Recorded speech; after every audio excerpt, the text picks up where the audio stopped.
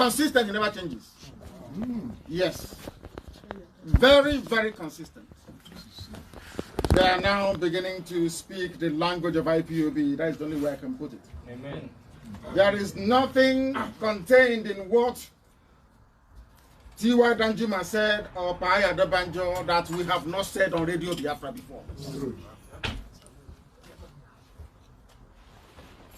The Janjaweed are coming in from the north, as I told you that they will come. They are strangling us economically, socially, and culturally, as I told you they would. I also told you that if you serve the zoo, you will come back in shame. Yes. Is that not happening? It's happening. On a measure. Yes. On daily basis. Every single day. Yeah. So even those who never believed before, now they believe in what we are doing. The message from Baltimore today to the whole world and those who are unfortunate to be in the zoo is this: that what IPOB is fighting for is for the betterment of everybody. Yes. Of everybody currently, or should I say presently, we must set those people free. Yes. For us to be completely free, we must set others free as well. Yes. Yes. Yes. Yes. And that's exactly what we're doing. Yeah. And I'm glad to say that their senses are now coming back.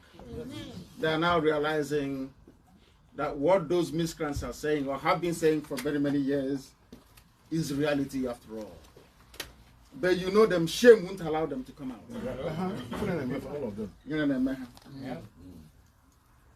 I see IPOB as that rejected stone, isn't it? They said we can never be useful. And today they are waiting for this broadcast so they can learn something new. Yes. Of course. They don't have a choice. So they can learn something new. And you are the reason why I travel all over the world, very proud, determined in this very effort. Of course.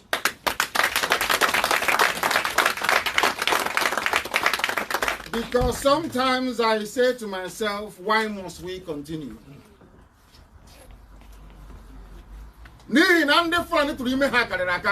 Amongst us.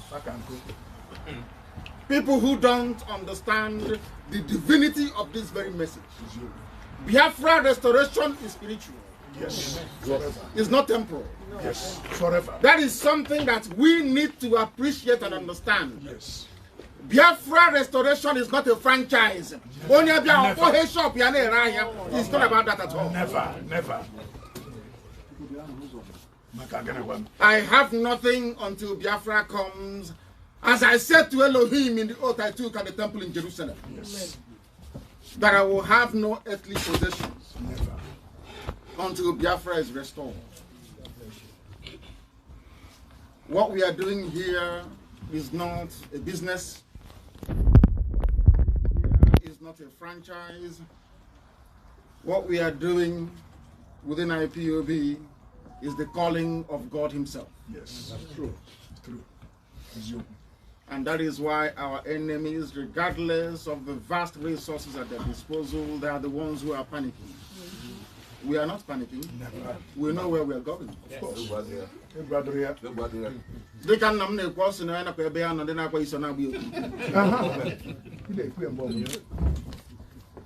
Because the zoo must fall. Yes.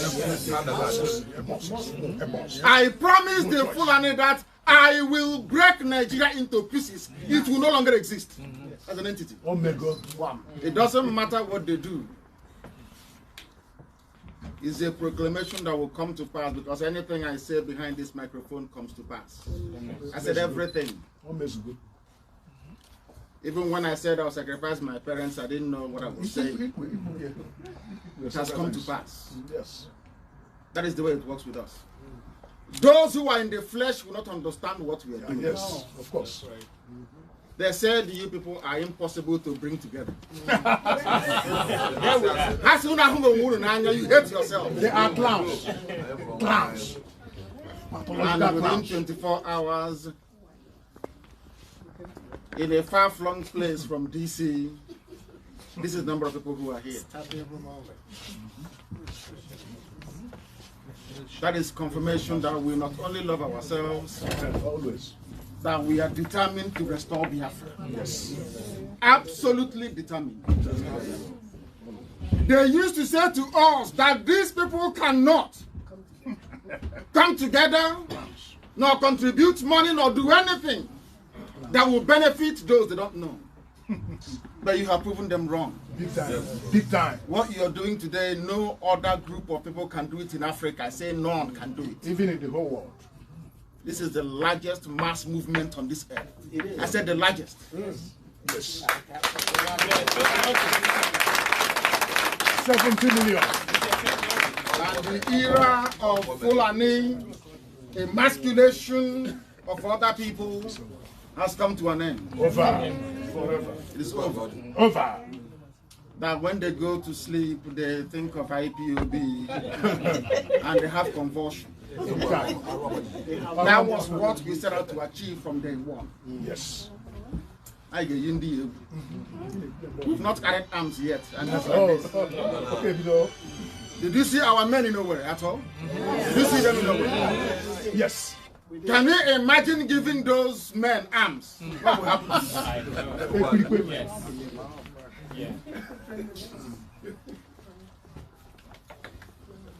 We must preach this very gospel, this very day. Some people ask you, what have you accomplished? What are you doing? But, Deputy Mamemaka, on my way here, they said that the Inspector General of Police, I'm reading from Guardian, have now ordered the immediate removal of every illegal checkpoint. Yes, in our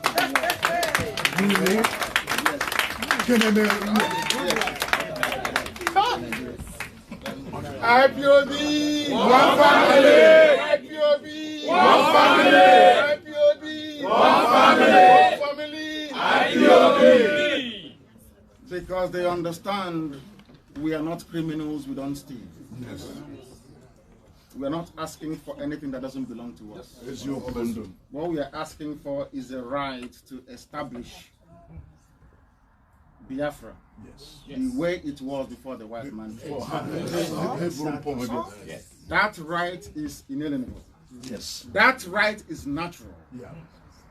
Anybody not pursuing Biafra, I keep saying this all the time, you either have a mental problem, or I'm being honest with you, I'm wrong. you either have a mental problem, Big time. or you have a questionable bloodline. Big time. Yeah, big time. Of course. I'm not better. I'm not better. Because all of us, everybody here comes from an autonomous community, is that correct? Yes. Is there any community that is not autonomous where we come from? No. What is the meaning of autonomy? To be on your own. Why is it that you will argue for autonomous communities in your own villages when it comes to Biafra to be autonomous from the zoo? You say no. Does that make any sense to anybody? No. They said they have now removed the checkpoints, but you know how they behave in the zoo. Until you see it. Until we see it. Verifiable truth always. Some people ask us, or they asked us the other time, I'm just trying to tell you some of the accomplishments we've been able to make since we started coming to Washington, D.C. Okay. We're not hiding anything. Nothing is out in the open. Those who are working for us in the DC, if you go to your DOJ, you see their papers there. You see how much we are paying them. You see the work they're doing for us. Because we are not asking USA to do something that hasn't been done before. We are not criminals. We are not terrorists. Who are the terrorists in Nigeria? Who are the terrorists in Nigeria? They have 4 terrorist groups. 4. Yes. They have 4 terrorist groups. all funded by the Fulani. Yes. And Arabs. They have Boko Haram, Yep. Islamic State of West Africa. Yes. They have Al Qaeda in the Maghreb. Yes. And they have these very deadly Fulani headsmen. ISIS. Yes, ISIS is Islam. Islamic State in West Africa. They said they will not give the presidency to an Igbo man because of what Nnamdi Kanu and IPOB are doing. That's what they said. Can you imagine if Biafrans were to produce 4 terror groups, what will happen to us? Bombshell. Those that are currently funding 4 terror groups are allowed to rule in perpetuity. Yes. British edifice. UK government edifice. And they have discovered something that I'm sure that most of you have known all along. That should the Fulani man decide to rule the zoo for the next 100 years, they can do it and nothing will happen. You know why they will rule it for the next 100 years? They control INEC. No, they own, not control, they own INEC. They own EFCC. So when you start asking questions, they'll go and lock you up. Or if they see you as a threat, they lock you up. Yes. They own the National Assembly. When you criticize them, they introduce hate speech bill. They own the army. They own the navy. They own the police. They own customs. They own civil defense. Everything is under their control. And they understand very vividly that the Yoruba man, that is the third leg in this equation, will never speak out. They understand that. We know. Because an average vindictive Yoruba man is more interested in what is coming from the east than the calamity coming from the north. Always. But I am grateful that the Fanika days of this world, Ayadebanjo, and the man that henceforth I will respect, they are laughing of Oyo. He spoke. Are you aware of that? No. He said that he was introduced commerce to them. I will tell you what the laughing of Oyo said so that you may be able to understand precisely what is happening. He said that it is a shame that the Yorubas have become slaves in their own land. Wow. He said it only 2 days ago. The same thing that we have been saying from day one. That Tinubu, if you continue along this path you're going, the Fulanis will swallow you without trace. The Yoruba land will sink. And as we are saying, they hosted their flag, didn't they? In Ekiti State. Really? Yes. Really? Yes. For the first time? Yes. Who is the governor of Ekiti State? Adeyemi, they call him. Fayemi. Is it Fayemi? The same thing they used to do to us. Because Fayemi said he wants to contest to be the president of the zoo. They now said to him, prove your loyalty to the Fulani Caliphate. That's what they do now, don't you? Yes. Always. When Obiano wanted to go for second term, they said, try and kill as many of your people as possible. That is what is happening in the zoo. They thought we would not have the presence of mind to bring all of those to the attention of the world, but we have done so. Yes. And we shall continue to do so.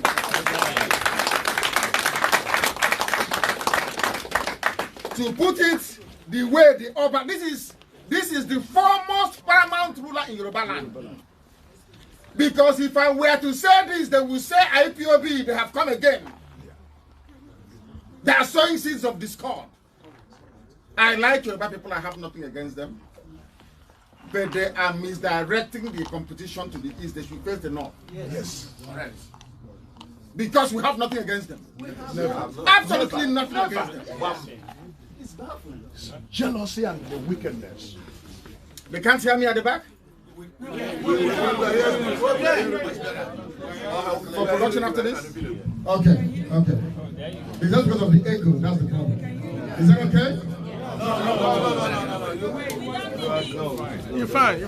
I don't think I need microphone. No. The room is small. You don't need it. But we're live on it. Yes, it is. I will tell you what the Alafin of Oyo said. In line with everything we have been preaching on Radio Biafra, to prove to you that the whole world is listening. He said, it's a shame that the Southwest has chosen to feed on the crumbs from the table of illiterates. Yes. Wow. Big time. For the first time. Everyone is now awake. For the first time. Wide awake. Now the Yorubas understand that Biafrans, the East, is not their problem. That their problem is coming from the North. They now understand what the Janjaweed have in mind for everybody. Wicked culture. And while some of us, even the very few who are here, not in this hall, of course, but those of you who are being sponsored by corrupt politicians from back home, you must understand, as the days of these corrupt politicians are numbered, so are your days as well. Amen. Amen. Amen. Yes, exactly. Yes. That is to tell you that what you're doing is not a joke. Yes. The zoo is now paying attention. Very close attention. And as we are moving from building to building on Capitol Hill, office to office, so is the zoo. That is the question. How long can they do it? Are they more hardworking than we are? Never. No. At the focus. So they will never ever succeed. Exactly. Not today, not tomorrow, not forever. ever. The trick they are playing is very simple. Subdue these people and keep the result away from the knowledge of the world. Yes. That's what they're doing. That if you go now to talk about what happened to us, they'll say, oh no, that was is 50 years ago. Let's talk about what is happening now. And we say to them it's not changed at all. We tell them that the Fulani Muslims are killing Judeo-Christians from the East. They say, no, there's nothing like that. It's not happening. Are you aware of that? Yes. Yeah. How much did Buhari, when he was alive, give to the Clinton Foundation? $500 million.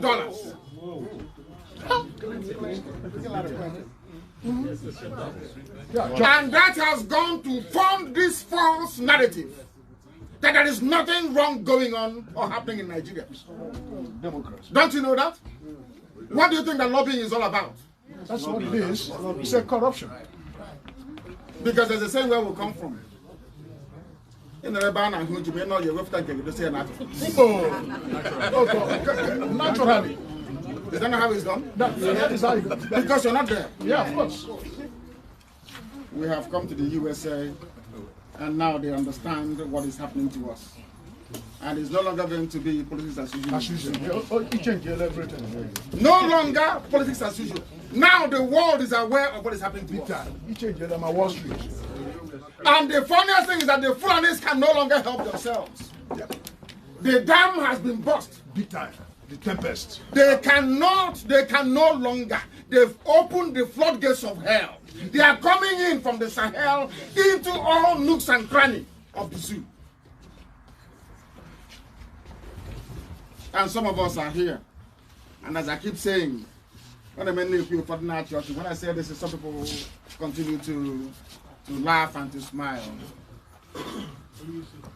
If we don't do anything now and do it very quickly, by the time some of us get home, there'll be no more home to go to anymore. It's true. That's true. What happened to the Jews of Israel will happen to us. Yes. By the time you get in there, others have now taken over your land. Is it only him? Who didn't hear what Danjuma said? Yes. This was the man that was charged with killing our people. Yes. He killed Ironsi. 304 officers. slaughtered in and less than massacred, 28 hours. killed in that same damnable contraption. That some people will wake up in the morning and say, I'm a proud Nigerian. Abomination. Forever abomination. They never loved you from the beginning. It didn't start from 1960, no, 1966, no, 67. It started since 1945. They made it very clear. Even before that, 4,000. You make us feel inferior. They've said it many times. The reason why they are campaigning to stop Biafra is because they know that once Biafra comes, their primitivity, their backwardness, their illiteracy will be laid bare for the whole world to see. Because the world will ask them, are these Biafrans not the same black people from Africa as you? Yes, they know. It's going to happen. That is what they're afraid of. Yes. Some of us don't understand it. Yeah. They say, oh, you're a Nigerian. You have a house, you have a plot of land in Abuja. You have one rundown chemist in Zungeru. The people who are responsible for our plight today in our land don't seem to understand the damage that they have caused to us. And I can assure all of you who are here, 50% of you, which is half, if your children make it back home, then you're very lucky. You have kids in America. Do you think they're coming to your village? I want us to be very honest. Do you think they will come to the village that when you're gone, they will stay in Obinna and live out the rest of their lives? Is it going to happen? This is to let you know that IPOB, Biafra, is actually doing you a favor. It is doing you a favor. I have said this before. Some of you who are here, if your son or your daughter were to go over to Mexico to bring in somebody, will you say no? Can you stop them? No.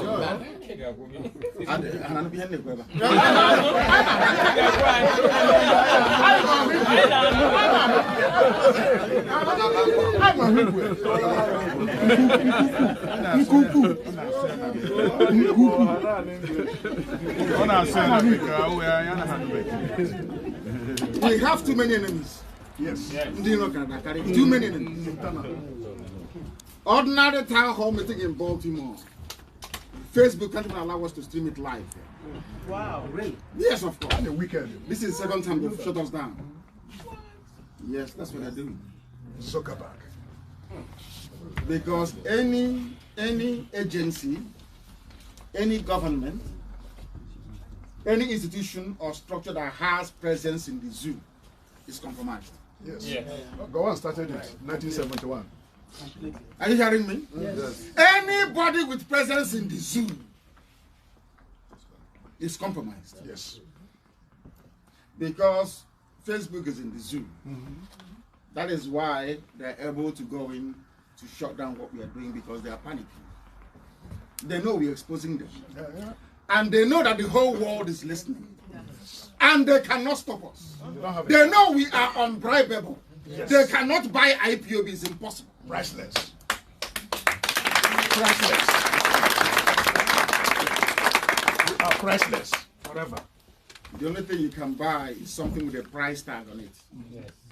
If there is no price tag, the only thing you can do is maybe if you have a very dubious disposition, you try and steal it. You can't buy IPOB. We are unbuyable. Unbuyable. Priceless. And the zoo is crumbling as a result of it. Yes. We are doing you a favor. IPOB is doing you a favor.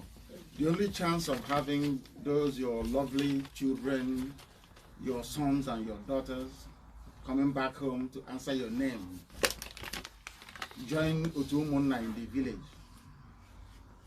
is through IPOB. Yes. Only with the coming of Biafra. Yes. I'm even sure that some of you, were your children to say, I want to go home for Christmas, you will say no. Because the place is unsafe. Yes.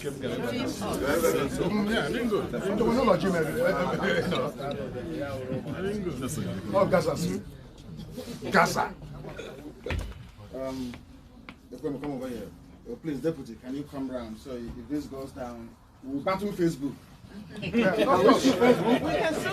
can we sue them? We can actually sue them. Well, we can, of course. Yeah. We can, yeah. I wonder how they lost a lawsuit last time. 21 million people were compromised on their identity.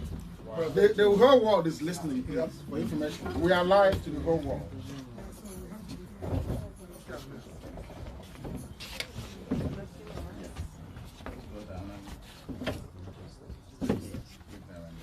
We're in again.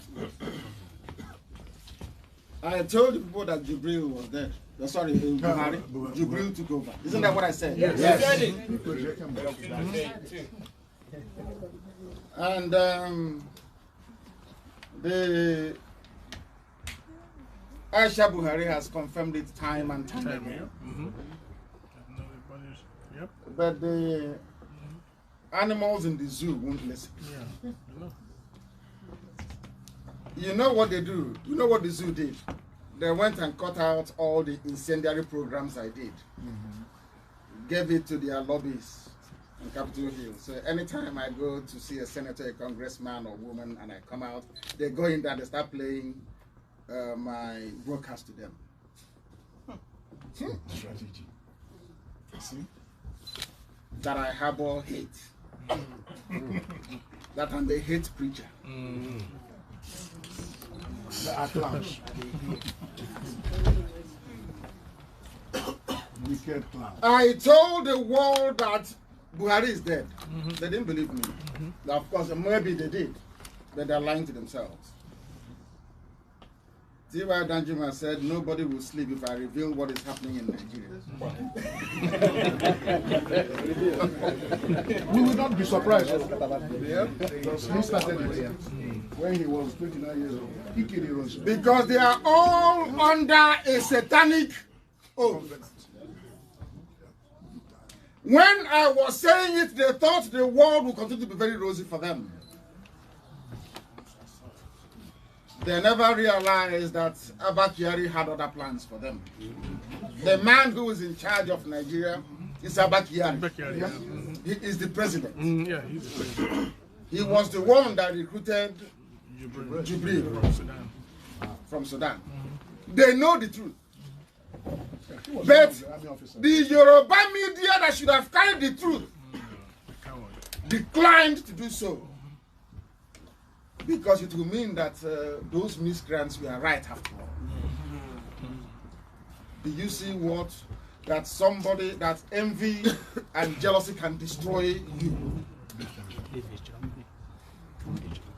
They don't want the world to say that what IPOB is doing is correct, or that we are truthful people. Today, that monster they were helping to feed have now come to consume them. And mark my words and write it down, they will never ever stop until they have conquered everybody. Yes. Do you think they're going to stop? No. Because the Fulani also understand that should power leave their hands again, that is over for them. Yes. Of course. And they're almost gone now. It's going to be over very soon. Of course. That is why we must remain very determined and very resolute to do everything within our power to support whatever project or program being run by IPOB. That Biafra may be restored very quickly. Yes. And without further delay. For our own good. Not just as a nation, but also for your individual families. Yes. Or else, God forbid. Because since 1980, how many people do you know here in the USA went back home to occupy their father's compound? How many? Yeah, actually, some went. Some left as engineers and came back here now to be security guard. Is that not correct? Yes. Correct. that is the type of nonsense we are looking to stop. He's a former defense minister. He was very prominent in the running of the zoo. The same thing they did to Cancer, the same thing they did to Adaka Borough, the same thing they're not doing to Joseph Kanu. The same thing they will do to Ike Premadi eventually. The same thing they are trying to do to City Final by who is capital lawyer? Abadibe, they know is untouchable. They know Abadibe is untouchable. They understand that very well. Yeah, that is good. No, it's an old news. It's an old news. They know he's untouchable. All these people were warned and they were told the only way you can survive is by supporting IPOB. If you don't, they'll come after you. They never listened.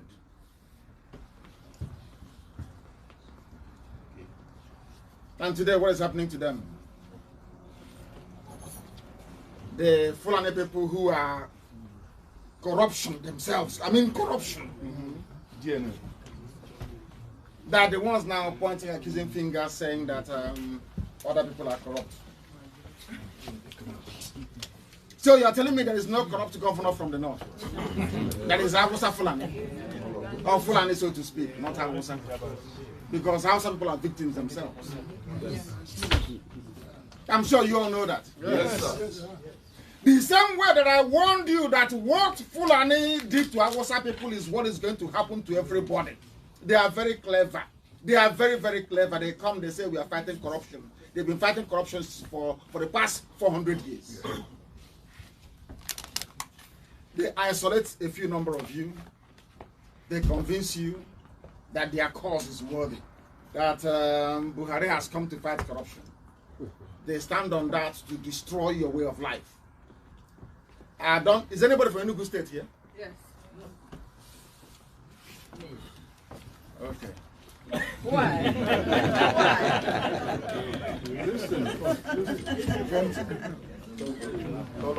There are 14 Fulani settlements in Enugu. Yes. Settlements, I said, in Enugu. 14 of them. How many priests have been killed in Enugu? How many? Do you know that Miet Yala was given $3 million in Enugu? To stop further killing. Yes. Yes. Are you aware of that? So even the money that belongs to us, they are giving to Janjaweed, Alamati. They say they have taken all these Carlos properties. Properties he acquired allegedly using Abia State money. Is that correct? Yes. Who do you think should be the rightful? They said it's federal government. That's correct. Who delivered the judgment? A badly educated Fulani judge. Yet our people are still blind. When we are small, there is a saying. We are the ones who are doing exactly that now. Yes. They came to Nimbo. They came to Uzowani. They killed us. And people from Enugu State, some are saying they are Nigerians. That is how foolish and how mad some people are. They blackmailed Ugwan into giving them 14 choice pieces of land with which to establish a settlement. And you know how it goes. They start with a settlement. Next there will be a Sariki of the area. Yes. Isn't it? And next they get voters card through Jega. And they will vote in their people to go to your council, local council. Isn't it? Yes. And then they have an imam. And from an imam, they now get a small emir in the village. Build a big mosque. And some of us will be saying, oh, it's in one Nigeria. Their counter argument will be, are you not in Sabongeri in Kanu? But if you're foolish enough, you won't understand. We are in Sabongeri, we worked hard for it, we built Sabongeri. It's a privately owned business. We are not in their land, occupying their land. Am I clear at all? Yes. Truth. Some people from Enugu say they are Nigerians. The same thing is happening in Ebonyi, where IPOB is battling them. I say it openly everywhere I go to. We are battling them. There is a war in Ebonyi State, and we're fighting them. They are killing us, and we're killing them. They understand that very well. The state government doesn't want to talk about it. The police and the army doesn't want to say it, but we know what is happening, and we are saying it. Some of you are not aware of the sacrifice that IPOB is making in Ebonyi State. Without IPOB, would have been gone by now. What some of you see is what we do on the surface. You don't see what we do when the lights are out. And it is all thanks to some of you, or should I say all of you. Where's the coordinator? All the people here, are they with us? Not all of them. Most are with us. Most. No. There must be. I don't have a good choice than this. I want you to understand something. That the work we are doing is for your own good. It's for the good of yourself and your family.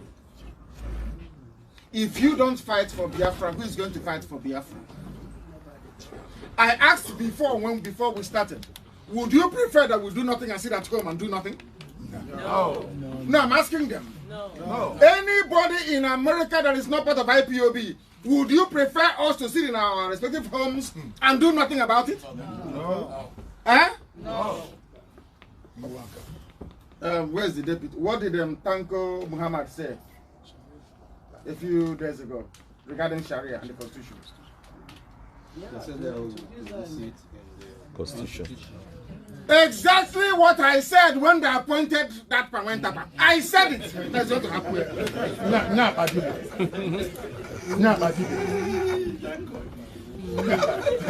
A man who is not lucid enough, not well versed in common law, he doesn't know anything, can barely express himself, is your chief justice. And when I meet people on Capitol Hill and I say to them that Nigeria is being Islamized, they say it's not possible. What is your proof? And I show it to them. Is anybody going to stop them from beginning Sharia? Can you stop them? No. Can you stop them? No. And you are still a proud Nigerian. And you're from the south, and I mean the south, by which I mean the east and the west. And you're a Yoruba person, you're saying you're a proud Nigerian. Because probably you're a Yoruba Muslim. Your allegiance is to the north. Yeah. Because the spiritual leader of every Muslim in Nigeria is the Sultan of Sokoto. Yeah, of course. These are the dynamics you need to understand within the zoo for you to appreciate how hopeless some people are. Therefore, it does not matter if you're a militant guiding pipeline in the south. It doesn't matter if you're from a Loren or from Kwara. It doesn't matter if you're one of those people that their village or their land was forcibly appropriated to make way for Fulani settlement in Ebonyi. Once you are a Muslim, you are answerable to the Sultan of Sokoto as your leader. Do you understand it? Yes. Do you now see why a sizable number of Yoruba people will always misbehave? Because they get their orders from the Sultan. These are the things that most people do not understand. Whereas you have some Yoruba people who are sensible, who are trying to do the best they can to liberate the Yoruba race. You have other people who are far more interested in maintaining their religious brotherhood by pledging their allegiance and, of course, giving it to the Sultan of Sokoto. Do you now understand what is happening? Do you now see why there is need for us to make haste immediately to ensure that Biafra is restored? And the role that you all need to play in it. not by wasting our time and opening banks and doing things that no one asks you to do, things that are irrelevant.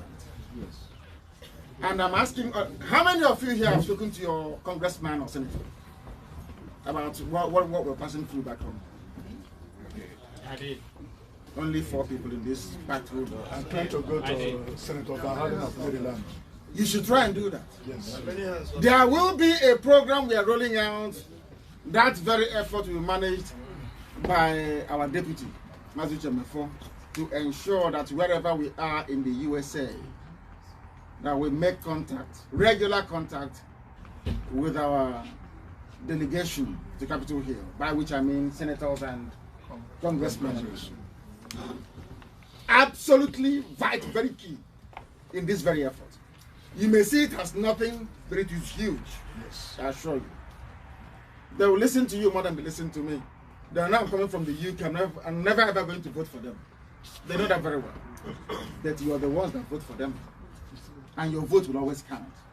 And there's one thing about Western politicians, they don't play with their constituents. Never. They don't mess with They don't voters. miss that. Some of you here can do more work than we are doing. Not by going back and hatching a scheme that is irrelevant. Despite the fact that some of these people may be under oath. You know, in this very effort we are making, I said before that this race to restore Biafra is a divine project. And the same way the zoo are busy pursuing us all over Washington, D.C., is how Lucifer is pursuing some people as well. Within our view. Of course. Lucifer, if you are not strong spiritually, you will fall victim to the machinations of darkness. No. You can no longer defend your stance or the stance you took a couple of weeks or a couple of months back. We should do all we can to ensure that such spirit never ever possesses us or goes into us. Danjuma said that people are scared of this regime with his own mouth. Because they understand the mess everybody is in. And to those of them that talk about South, Niger, Delta, Bendel, and God knows what else. When the North speak, when Fulani is talking, they say the North. When Middle Belt tries to revolt or to rise up to assert their identity, they say no, they are rebelling against them. But they are the same people that came and told that this is Niger Delta, this is now South, this is Bendel, this is Midwest. If you try to do something where they come from, they say no. Some of you don't know that when they talk about the North, that includes the 3 Igbo local governments in Benue State. Are you aware of that? Yeah. So you have Igbo people who are part of the North. Are we aware of that at all? Yes. No, yeah. Are we aware of that at all? Yes. Yes. Danjuma is saying it. And they are speaking up, and now I believe that the zoo is about to crumble if they can hold their nerve. And when we say that we want Nigeria to come to an end, not the people who are living in Nigeria, not the various ethnic nationalities in Nigeria, no. We want the name, that edifice, to come to an end. Should the people wish to come together to be under one nation or under one country, it is their prerogative to decide. This is something that neo-colonialists don't want us to be saying. That in Europe and elsewhere around the world, they see what they have created, this thing that they have done in Africa, as something that that they did us a favor. You don't know that? Yeah. That's what they say. Oh, we don't want anything that will disrupt the colonial boundaries. I keep asking them, but Scotland can go, yes? Yeah, Scotland can go if they want to. But why can't Biafrans go? No, because we don't want to disrupt the boundaries. wicked clown. Some of you don't know the battles we are facing. Some people go on social media and they write, "Oh, give us Biafra, please." As if it's easy. It's never easy. Never. And the work that IPOB is doing now has never been done before, ever in our history. That's Truth. true.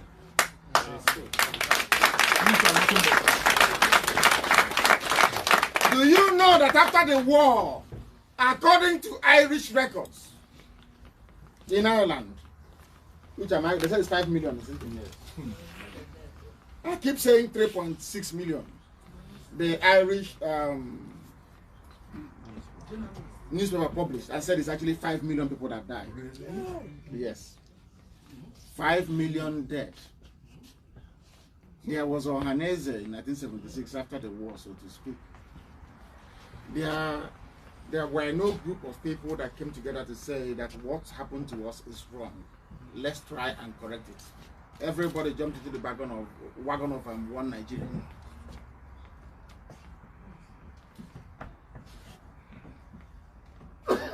If they had insisted, at least for a public commission of inquiry, some kind of hearing, what is happening today would not happen. But because the Fulani succeeded in committing Holocaust and they got away with scot-free, they got away with it. That is what is emboldening them to set up their checkpoints. That is why if they slap you and you slap back, they kill you. That is why when we come out to protest, they shoot us. Because they were not held to account before. And those that want to be called leaders failed in their duty as leaders then and are still failing till this very day. Yes, it's true. Armenians in America, again. You know Armenia? Yes. Have you heard about the Armenian genocide? Yes. Have you heard about it before? Yeah. 1921. 19 again. 1921. Armenian genocide was recognized here by Congress. It's true. When? A few days ago. Because Armenians in America said if we don't do anything now, the Turkish government can come tomorrow and even kill more people. So when you bring your suffering to light, you're putting the perpetrators on notice that the world is aware of what you did before. So if you start again, they will hold you responsible. But we have not done it. I don't live in America. I said it from the beginning, those who started with us from initially. 2 sets of people will get us Biafra. 2 sets of people. Or 2 things will need to happen, 2 things will need to happen before Biafra will come. What are those things? The involvement of our women and the rising up of those of you in America. Only America, only one ever can give us Biafra, quietly and peacefully. Are you doubting me? No. We do it. We must. Everybody. I keep saying this all the time. The Somalis that came yesterday, are they more than us in number in America? No, sir. Let's be honest. Are they more in number than us? They are less than 10,000. But they're organized. Yes. They are organized. I wish for once we can put ego, put our self-importance, put our very greedy nature behind and try to be fools, maybe for about 6 months. We've been doing something, we've been wise all these years, we've accomplished nothing. Let's try to be foolish a bit, just only 6 months. And you'll be shocked what we can achieve in America. That 6 months, no envy, no jealousy, no greed. Just do as you're told. For only 6 months, you will see what we'll achieve in America.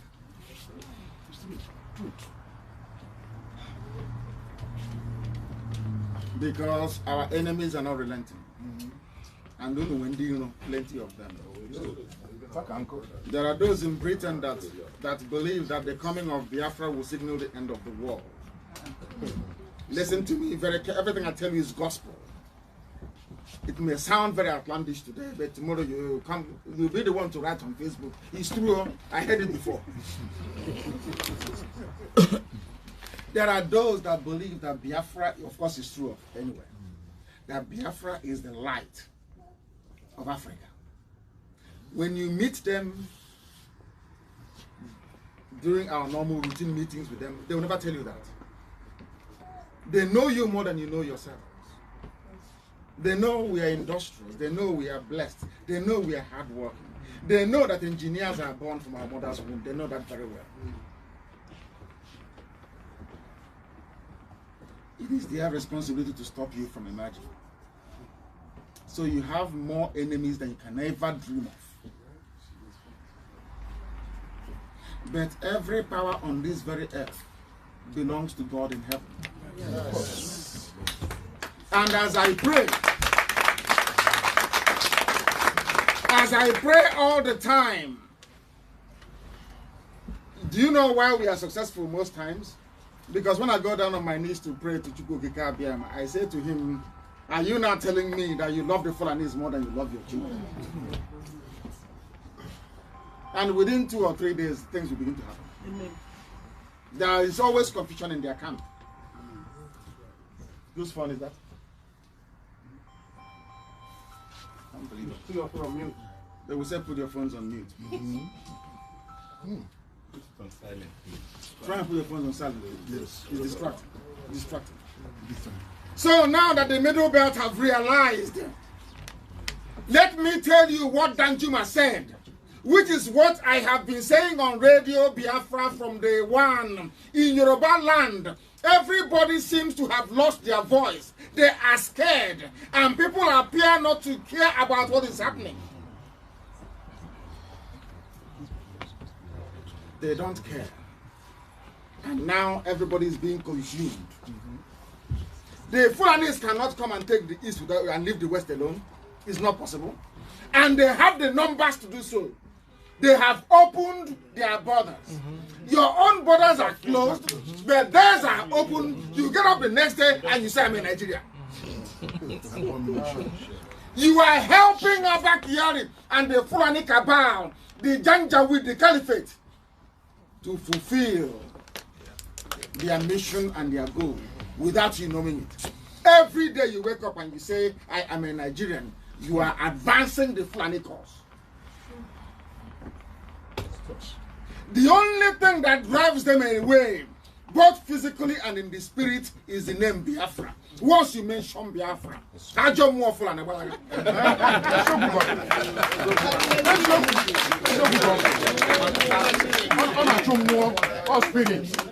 Always. Spirit. Danjuma said, if you want the details of what is happening in Nigeria, I'll give it to you privately. But I, Nnamdi Kanu, I'll give you mine in public. Yes. In public. That's what he said. He said it here. If I tell you what is happening in Nigeria today, you will no longer sleep. He went on to say, sir, so Chief Ayo Adebanjo's warning and advice is very timely. If you want details, I will give it to you privately.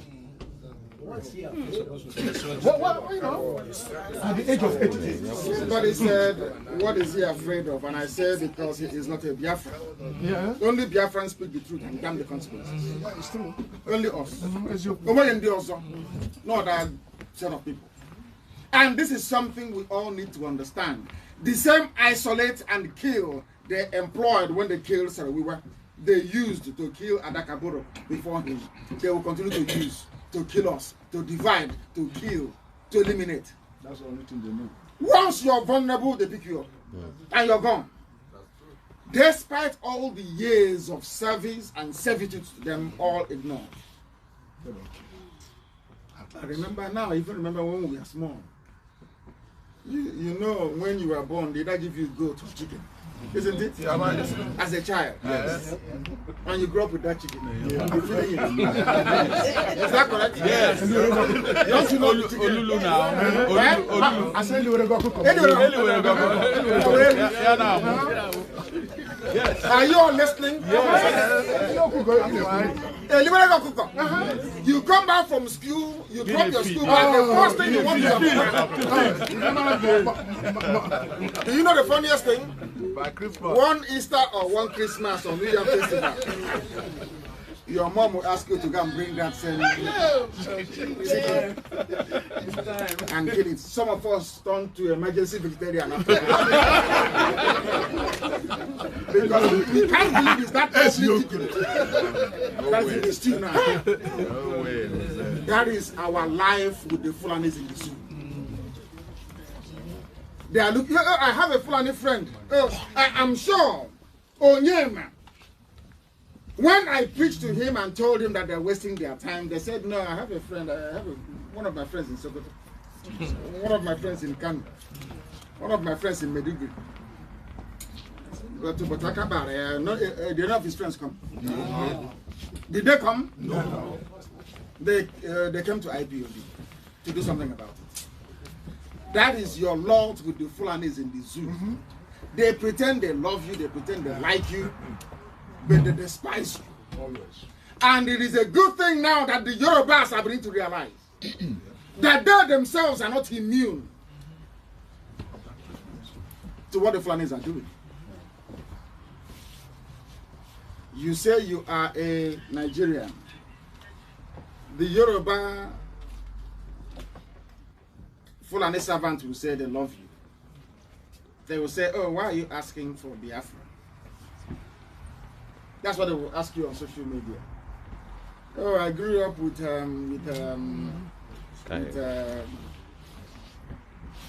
Adeyemi. We all grew up in Lagos. I'm against Biafra. I don't want this your Biafra thing. This your Biafra of the thing. I want to get the right word. That's your Biafra of the thing. That's your Biafra. Have you asked yourself this question before? Why is it that no seaport is working? Have you ever asked yourself that question before? Have you asked yourself that question before? Yes. Why is Iguacha Seaport not working? Why is Calabar not working? Why is Warren not working? Have you asked yourself that question before? Before you decide to be a good Nigerian, have you asked yourself why you have no international airport? On my way here, we drove past BWI, is that correct? Yes. International airport. Is that correct? DC. There is Dallas as well. Dallas, DC too. There's even the Reagan one. In a very small area, so to speak. Local one. 3 international airports. Ask yourself that is claiming you're a Nigerian. I'm Igbo. I have Yoruba friends. I have Hausa friends. And we play together. We go to club together. How many international airports do you have? And how many do they have? They're not. When we say what we say, people accuse us of hatred. Oh, you hate people. You know, that is a lie. We want everybody to be free. There is no justification for Yoruba to collude with the North, with Fulani, to suffer us, to kill, to impoverish us, to put us in so much agony and so much pain. The hold-up yesterday is from Head Bridge on the Jatuore. Did you see the videos? Hold up.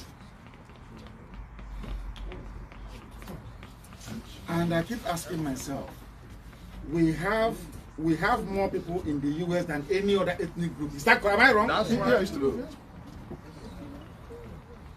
Why must you keep quiet when such a thing is happening to your people? Do you think that the love of your people is by wearing Isiago and going to a function on a Saturday? That doesn't mean you love your people. Never. It doesn't mean that at all. Never.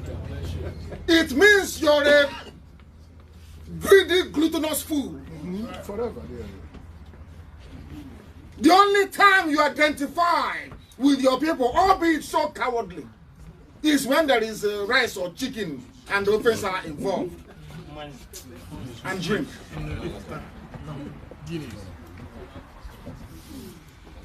The way you treat your people. If those we are meeting here in America were to treat us that way, do you think that Biafra will come? No.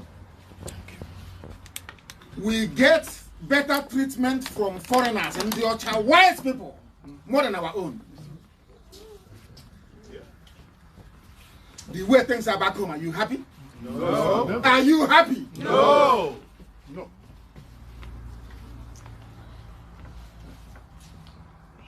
Anybody who lives in America and you have children, you say Biafra will not come. Your children cannot follow you home. Your name will die in America. If you are in America and you say no to Biafra, you say no to IPOB, you see what is happening and you keep quiet, you will lose your children in America. Amen. They will marry white people here. They will marry Hispanics here. Your name will die in this very place. Amen. Amen. Yeah, man. Oh. Let me ask you this. Do you think we are doing what we are doing to be what? Huh? No. Why do you think we are doing? Let's be honest with ourselves. Why do you think I'm doing what I'm doing? Love of country. Love of your people. Love of your people. Let me say it one more time. I am not leading IPOB to become the president of Biafra. I will not be, no matter what.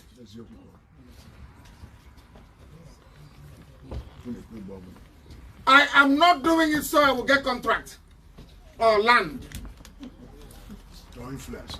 or influence. Whatever. As I told them yesterday, once Biafra comes, I will go to a place called Iyojitan in my village. I will build a house and I'll build a ditch around it. I fill it with water and I'll put crocodiles inside it.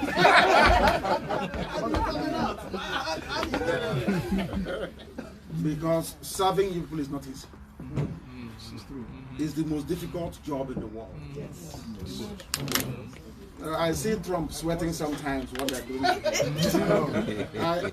keep saying to myself, I wish Trump can come and head one group alone in Biafra land. I'll see how. I'm sure our coordinators are here, they can testify, isn't it? Our coordinators are here, isn't it? Sometimes I want my name. But all the same, we love our people because they're very unique. A very special breed. Yes. In spite of all the, I wouldn't call it disappointment, in spite of all the challenges, I think that's a better word, we're encountering. There are people in prison right now. People have sacrificed themselves for this very effort. 28 died in my house that I may live. Because of them, we march on. And because of them, Biafra will come.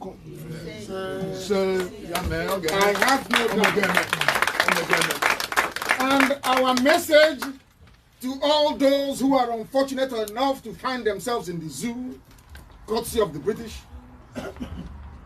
the mission of IPOB is to set everybody free.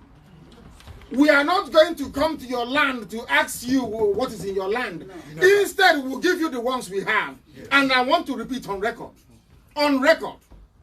that every part of the zoo will receive abundant oil and gas to do with as they please.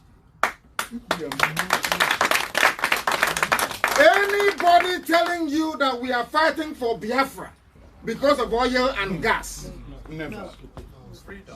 You know that person is very, very stupid. Forever. And wicked. It is in our interest as Biafrans to make sure that Yoruba has oil and gas in abundance to grow their economy. Yes. Fulani the same. You need to understand what economic growth is all about. I will even go as far as all of West Africa. For the simple reason that it is in our interest that they are also developed. In our interest. I've said it before. Yes. I think America is about to sign the NAFTA. Is it the new revised NAFTA? Yeah, by Trump. Have they signed it? No, not yet. You have passed it. It is in the interest of America that Canada is doing well. Yeah, Canada. That Mexico is doing well. Yes. If Mexico is doing well, do you think they will cross over the border to come in here? If we don't help to grow the economies of Oduduwa, of our neighbors, so to speak, then the influx will be unsustainable. Yes, it's true. And we don't want that. We don't want that. We don't. Not at all. Therefore, everything we preach everything you hear, this effort to restore Biafra is the responsibility of every man, woman, and child in the USA. The state of Israel was born here. Yes. Albania was born here. Kosovo was born here. Yep. Even Eritrea was born here. It's true. They don't even hide it. Southern Sudan was born here. Southern Sudan. They say that those with Abraham as father don't go to hell. Is that correct?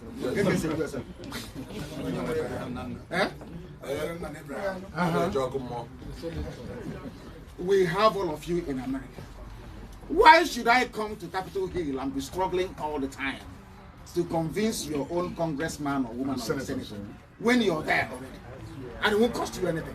And they'll even listen to you more than they listen to you. These are the assets we have that the zoo cannot stop. Your congressman is not going to give your name to DSS back home. Of course not. You can make phone calls. You can follow them on Twitter. You can tweet, can't you? Yes. Don't tweet them, just tweet your local, even your mayor, and say this is what is happening in my land. We need to bring the issue of Biafra to the streets of America. They have already sent us Christmas greetings, most senators. Very good. These are the things, because you are the ones voting for them. Yes. These are the things you need to understand. I don't know how to say it sometimes for us to begin to appreciate the enormity of this very task and the need for those of you in America to rise up and do the needful. Do what you're supposed to do. We are marching next year in July, is that correct? Yes.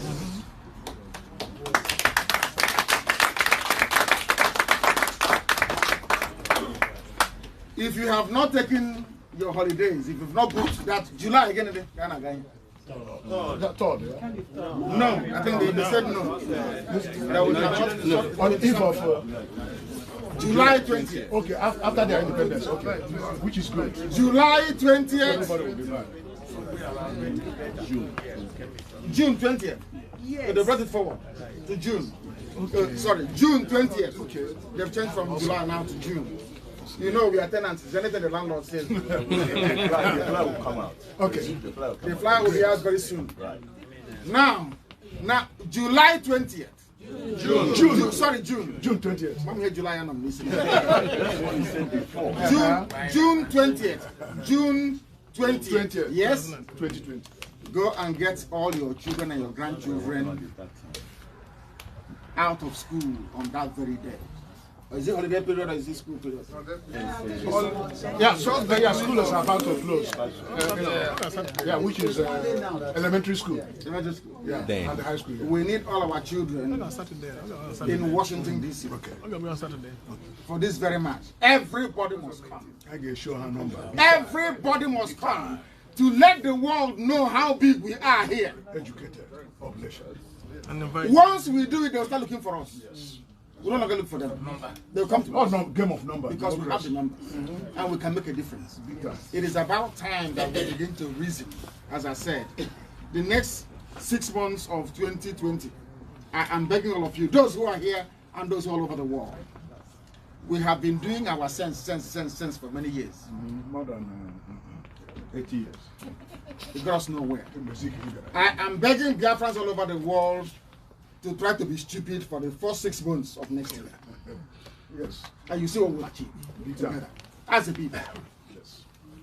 The only people now stopping the Janjaweed from their march to the south is IPUB. Are you in doubt? No. Are you in doubt? No. Chairman, Andy, I'm here. They don't know what is happening back home. We are everywhere. We own the land. The land belongs to us. And there is nothing Alamati can do about it. That land is our choice. And they can never come in. And I have not told you, also, as a result of the moves we are making in Washington, telling them what the army is doing, I also got the information today that the Nigerian army have decided to pull out of Biafra land. And this is the occupied. Some of you don't understand what diplomacy is. When you meet a congressman or a congresswoman and you're telling them these are your problems, they may say to your face, I'm not interested, this thing, go and resolve it. But because they are, they have conscience. When they go back, they think about it, and they see there is merit in what you're saying. And then they act upon it. Yes. They may not tell you. This country is here to serve a purpose. Yes. And we built this country. Yes. As I tell them. Yep. America is strong today all over the world because they received 200 years of free labor. Is that correct or not? Right. You know, I speak the truth. Even when I went to China, I also speak the truth. Of course, those 200 years of free labor came from our ancestors. Yes. Is that true or false? True. So we must take advantage of our situation here to help our land. Very, very important. Very, very important. Very, very important. The Zoo Army said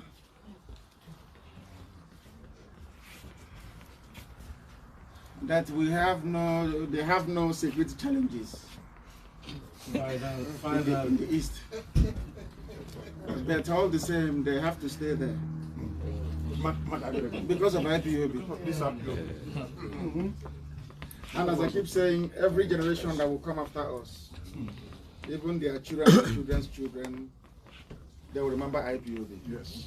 It's not going anywhere. Oh, Forever Foundation. Yes. Sani said to Danjuma, let Nigeria burn and be free instead of hiding the truth. So those who were scared to speak out before, they are now speaking. Because we sacrificed a lot of lives. This same IPOB remained very resolute. Yes. That is why those with a little courage are now coming out to say what previously they were afraid of saying. And he went on to say, he was a former senator, to say Nigeria is sitting on many fault lines is an understatement. The difference between IPOB and any other group, any other nationality, any other ethnic group is that we say something, we stand on that very thing that we're saying, and we do something about it. Yeah. Unlike the rest. Yes. Unlike the rest. And that is why we remain ever so formidable. Yes. My happiness today is that right across Biafra land, I said across the whole of Biafra land, everywhere is reverberating and resonating to the message that IPOB is issuing to us. IPOB in Lebanon, of all places, Lebanon, is entirely made up of our brethren from Efik. Awesome. Wow. And you don't.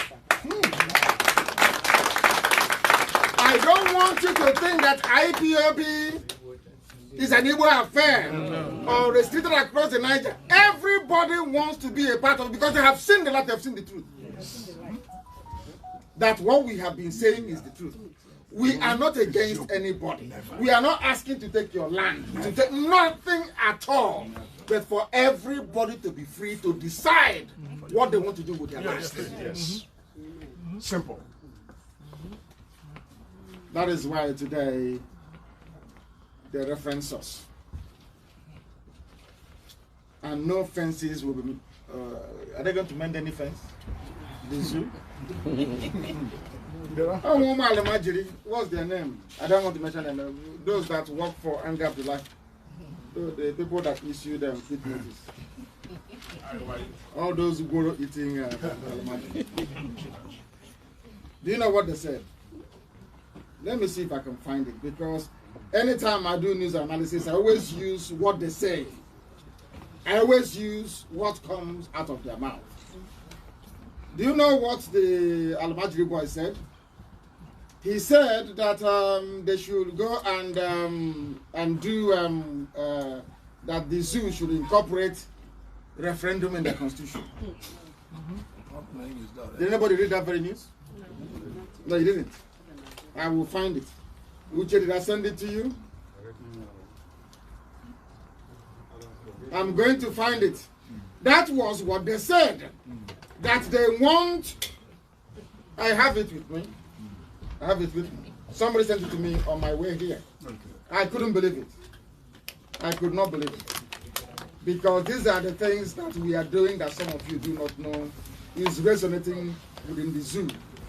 The person actually said, and many good news on my way here, to be honest with you. Even the Wall Street Journal have written about what the Fulanis are doing. Is here. Wall Street, of course, on my way here was sent to me. So that the work we are doing on Capitol Hill is yielding a lot of results. Of course it is.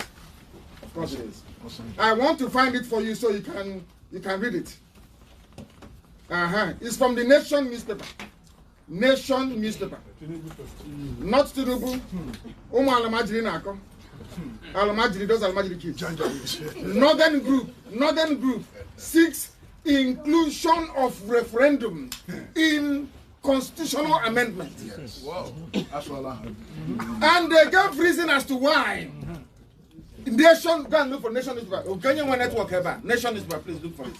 Northern group seek for referendum to be included in the constitution amendment. Look for it and find it for me. If you find it, you can. And they said it is because of IPOB. Find it for me. For those of you that thought that what we are doing was meaningless, that is confirmation. No, have you seen it? Has anyone seen it? We never network in America. The creator of network, the creator of communication. Find it for me, please. It's on Nation newspaper. The communication inventor. It's okay, just Nigerian Nation newspaper. yeah. Absolutely. Yeah. Have you found it? You found it. Awesome. Thank you very much. Northern Group 6 inclusion of referendum in constitutional amendment. Everybody can vote. They are now urging the National Assembly to, without further delay, because they know we are destroying the zoo, without further delay, commence the amendment of the Constitution with the primary aim of inserting the referendum clause in the Constitution that will pave the way for the restructuring of the country. They also went on to say that they are now faulting the failure of previous administrations for failing to include referendum in the Constitution. Listen, which would have guaranteed member ethnic nations for the very first time. They are acknowledging that the zoo is made up of ethnic nations. Their right to self-determination. According to this Al-Majri that was saying this, if this clause had been in the Constitution, the country would have been saved. Listen to the grammar. The country would have been saved the violent effects of agitation by militant ethnic groups in the country, such as IPOB.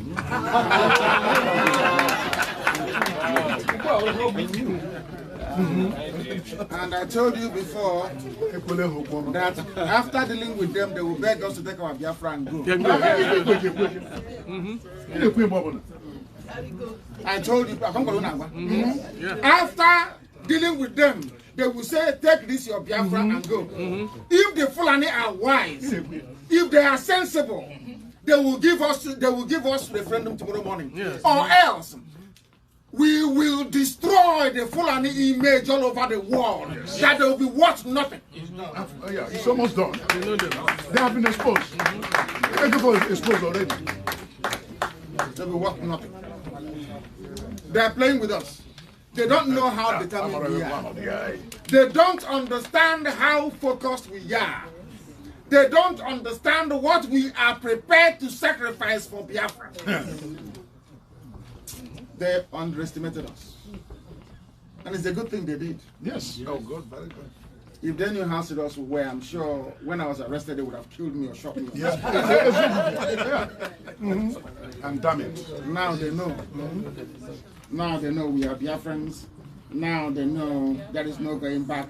Now they understand how serious we are. The Yorubas can choose to be slaves in Nigeria. The Biafrans will never be slaves. Never. And they say, You can't put us in the bag. never. They have lost their voice, but we have not lost ours. Yes. We will continue to speak. I also have a message for all component ethnic groups in Biafra land. Those that they will give peanuts to and tell you, oh, don't worry, we'll clean your village for you. Strategy for you. Those that will go to, because that's what they do all the time. Always. I call it the warrant chief methodology. You know, we had no, forget all this as a thing yourself, you know, we had none before. Of course. Do you know that? When somebody says, my father is the traditional ruler or the Eze or the king, there is no king in our land. Never. These are warrant chiefs imposed on us by the British. Their strategy. And that is what the Fulanis are doing now. They determine who your leaders should be. I said it before, some people didn't quite understand. You see that Emeka for that's it. Yes. We are going to set an example with him. They were the first set of people. When the Fulanis came into our land, when they came into Oka and beyond during the war, their aim, according to Murtala Muhammad from his mouth, their aim was to kill everybody. Every male child up to the age of 10 to 12. Then convert them to Islam. Appoint them to be the leaders of our community. When that very plan failed, they used 1 or 2 people to go and form Ohaneze. I keep saying it all the time. Because I may call a meeting now of a few people together to start something. But you wouldn't know what I have in mind. You wouldn't know who sent me. Some of our people here in the USA, a governor will come and give them some money. Say, call your friends. And they call their friends. And they start one thing or the other. Isn't that correct? Isn't that correct? That was what happened to Ohaneze. Or strategy. And Ohaneze became a tool at the hands of the Fulani Caliphate with which to destroy our edifice. Because Wodo was arguing with me that Ohaneze was formed by a notable Igbo man. And I said, you're talking... I said, the clown of, falsehood. If they were formed, imagine that somebody with my type of outlook, or should I say the outlook of IPOB, we have to be in charge of Ohaneze. Do you think 3 Igbo local governments will be in Benue State? No. No. Do you think Ebama will be divided into 3? No. Do you think Obi will be outside the land? No.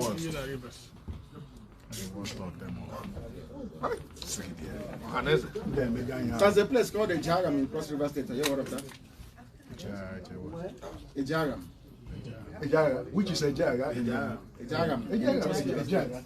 Do you know there are Igbo communities in Cross River State? Yes. Are you aware? Yes. They cut you and put you. When Alamajiri wants to draw the map of the zoo, they put one tiny dot. That's what they're doing in DC. They come to the office of the senator. They show one tiny red dot in a green landmass and say, oh, these people doing all this. They're only there. They're not even the majority of the people. That is why I say to our people, Inefi Kibibio, Anna, Eket, Oron, the Jaw people.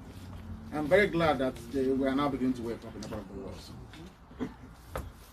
That if we don't bind together, as the Yorubas have now realized, that they need to work with IPOB in order to stop this influx of Satan. If you don't work with us, all of us together as one family, this great IPOB, we will be overrun by the Fulani Caliphate. The Fulani themselves they have never fought any war before. Never. People always fight their wars for them. That's right. Are you listening to me? Yeah. Fulani gets you to do their dirty work for them. Fulani did not defeat the Hausa. Never. Fulani convinced the Hausa to fight themselves. Yep. During the war, Fulani convinced T.Y. Danjuma and the Middle Belt to fight Biafra. The entire infantry corps of the Nigerian army was made up of people from the Middle Belt. Yes, 75%. 75. But they are in Sokoto, calling the shots, saying, oh, we are one Nigeria. We North. What happened to the North? And I said to the North, if you were together and won, how come you started with only 13 states of Sharia? Why not the rest? Do you people know that the Baggy people, where Babangida or Babangida's mom comes from, they are agitating for their own recognition in the zoo? Those that own Abuja, are you aware of that? They call them Gware, their name is Baggy, but because in Hausa language they cannot, because of the syntax, they cannot pronounce Baggy. That's why they call them Gware. Yes. They cannot, somebody that speaks Hausa cannot pronounce Baggy. They cannot. Go and try. It's just like asking them to pronounce president.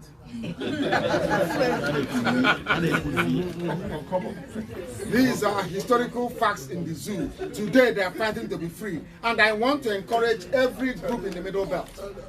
I want to encourage everybody, every ethnic group in the zoo to rise up against this impending doom and disaster. Or else we'll all be consumed. And what happened to Hausa people will happen to all of us. By the time you know it is too late. God forbid. God forbid. Do you think the left will help you abroad? No, of course not. You think they'll help you? No. Never. No. That is why we need to work very hard to ensure that Biafra is restored in our time. Yes. Others may fall apart, but this very IPOB will never ever fall apart. Never ever ever. I have told you this story before, but I will repeat the same story tonight. I will keep saying it until it filters into our skull. Fulani people are migrants. They are not aborigine, they are not original. Sokoto. Listen very carefully. They are not original to Sokoto. Sokoto is Gobe, not Sokoto. The real name is Gobe, not Sokoto. I repeat. Fulanis, they came. The stupidity of the average Hausa person is the reason why we are in the mess we are in today. Understand this very well. If you understand the mindset and the approach of the Fulani, you'll be able to defeat them. Yes. We in IPOB, we know. And that is why we are defeating them. Yes. They came into Sokoto with their cattle, as usual.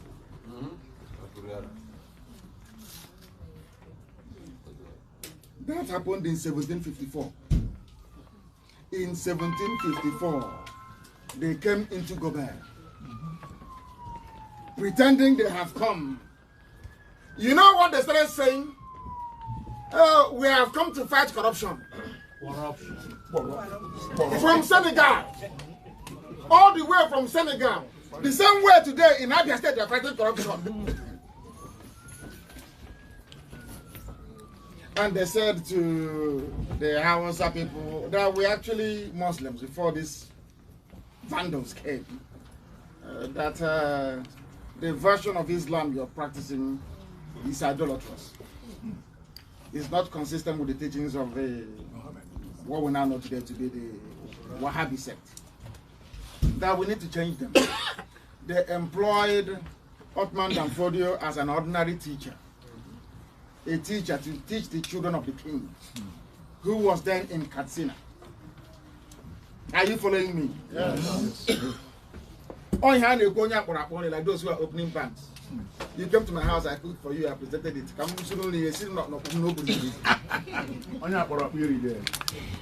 I called you to come and eat in my house. And you're not telling me that the way I'm shuffling the rice is not good, though. But it's my rice, I cooked it. And I invited you.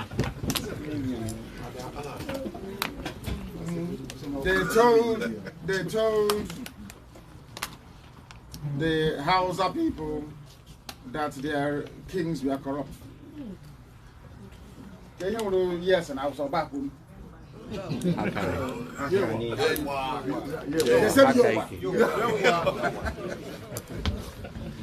You did not ask the person telling you that your kings were corrupt what his motives were. And funny enough, can you turn off your phone? Please turn off your phones if you can. And put it on silent. Vibrate if you may, please. Please, please. And in 1804,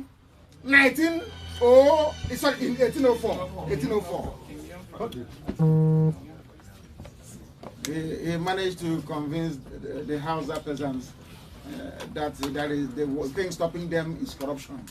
That they have to fight this war against corruption. And they started war against corruption. The Hausas foolishly fought war against corruption against their own people and overthrew their kings. And the Fulanis replaced them as their emirs. As the Fulanis, listen to this very carefully. It has a very funny history. As the Fulanis conquered the Hausa people, the Hausa helped them to conquer the Wagi people. Yes. You know the Hausa people, they have, is it 14 families they have, isn't it? The 7 bastards and the 7 legitimate children. And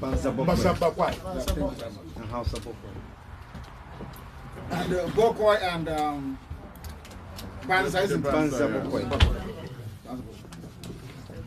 They helped them to conquer everybody. Now the Hausas help to conquer the Wagi people, who help to conquer everybody else, the thieves, everybody, all the way to Idoma. That today some Idoma people are Muslims. Are you aware of that? Yeah. They conquered them. One innocuous Fulani plan to conquer the Hausa people ended up at the confluence of River Niger and River Benue in Kogiland. They started moving towards the east. When they got to Medugri, the Sheikh of Borno told them, no, that's here. There is Islam here already. Please go back.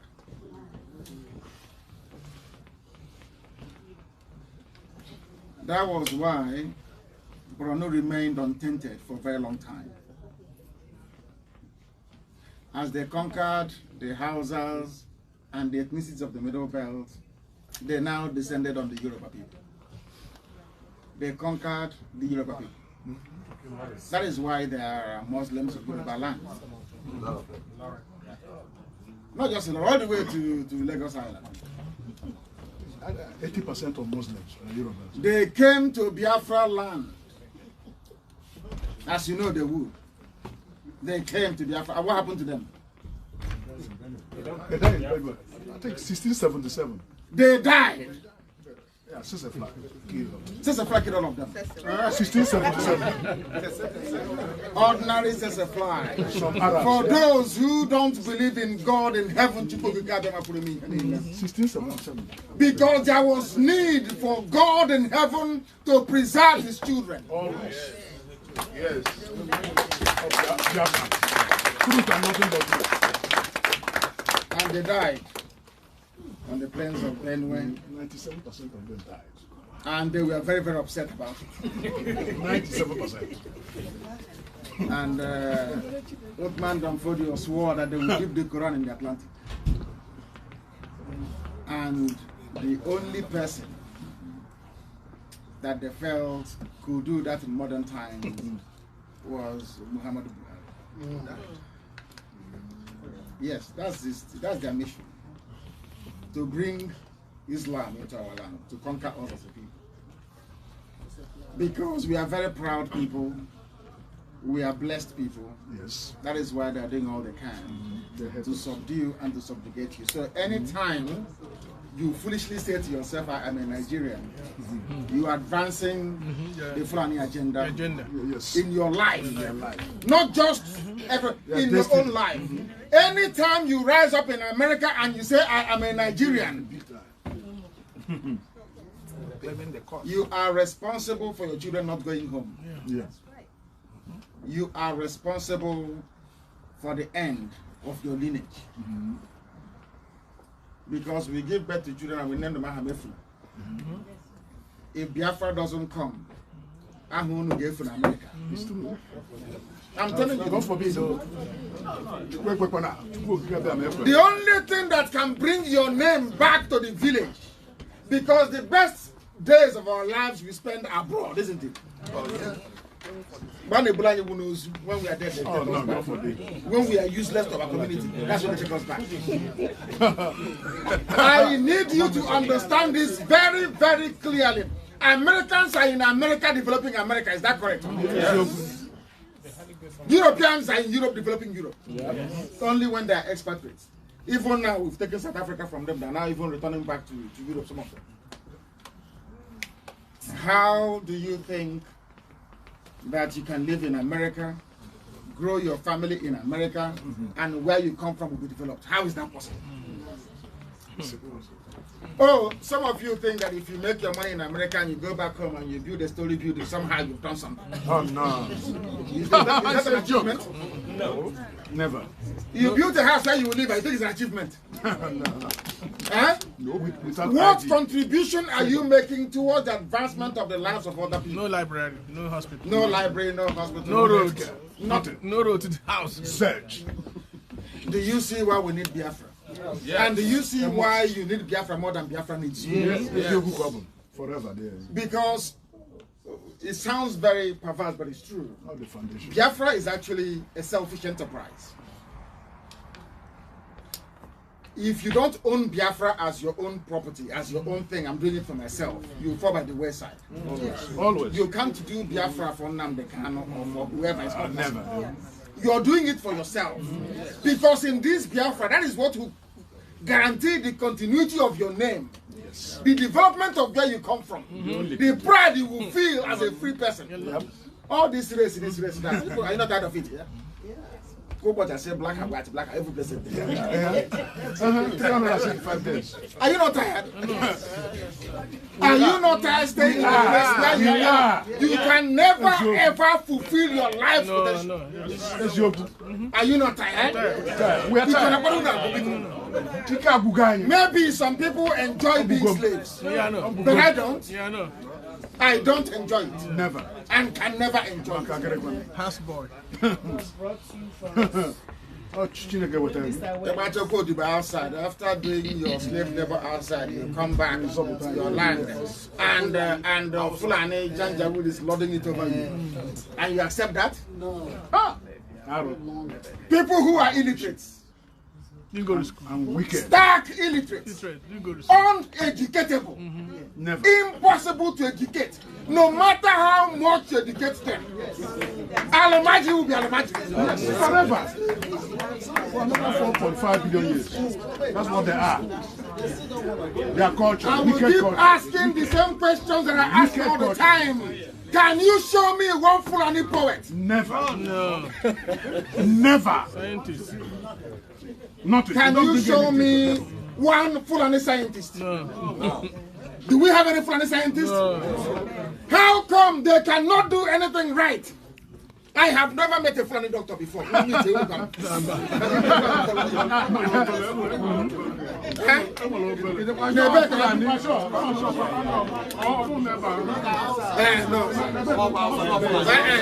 No, I will ask again.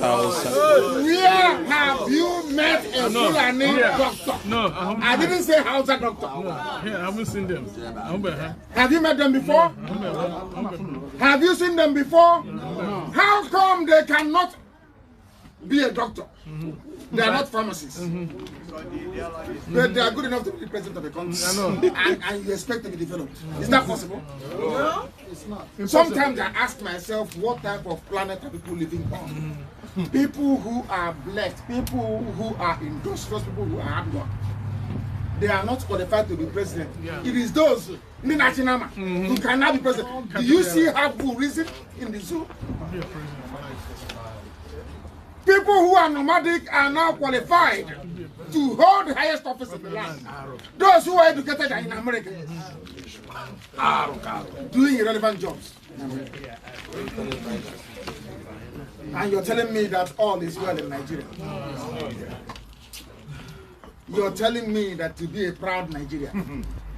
Who is a proud Nigerian here? Who is a proud Nigerian here? Nobody.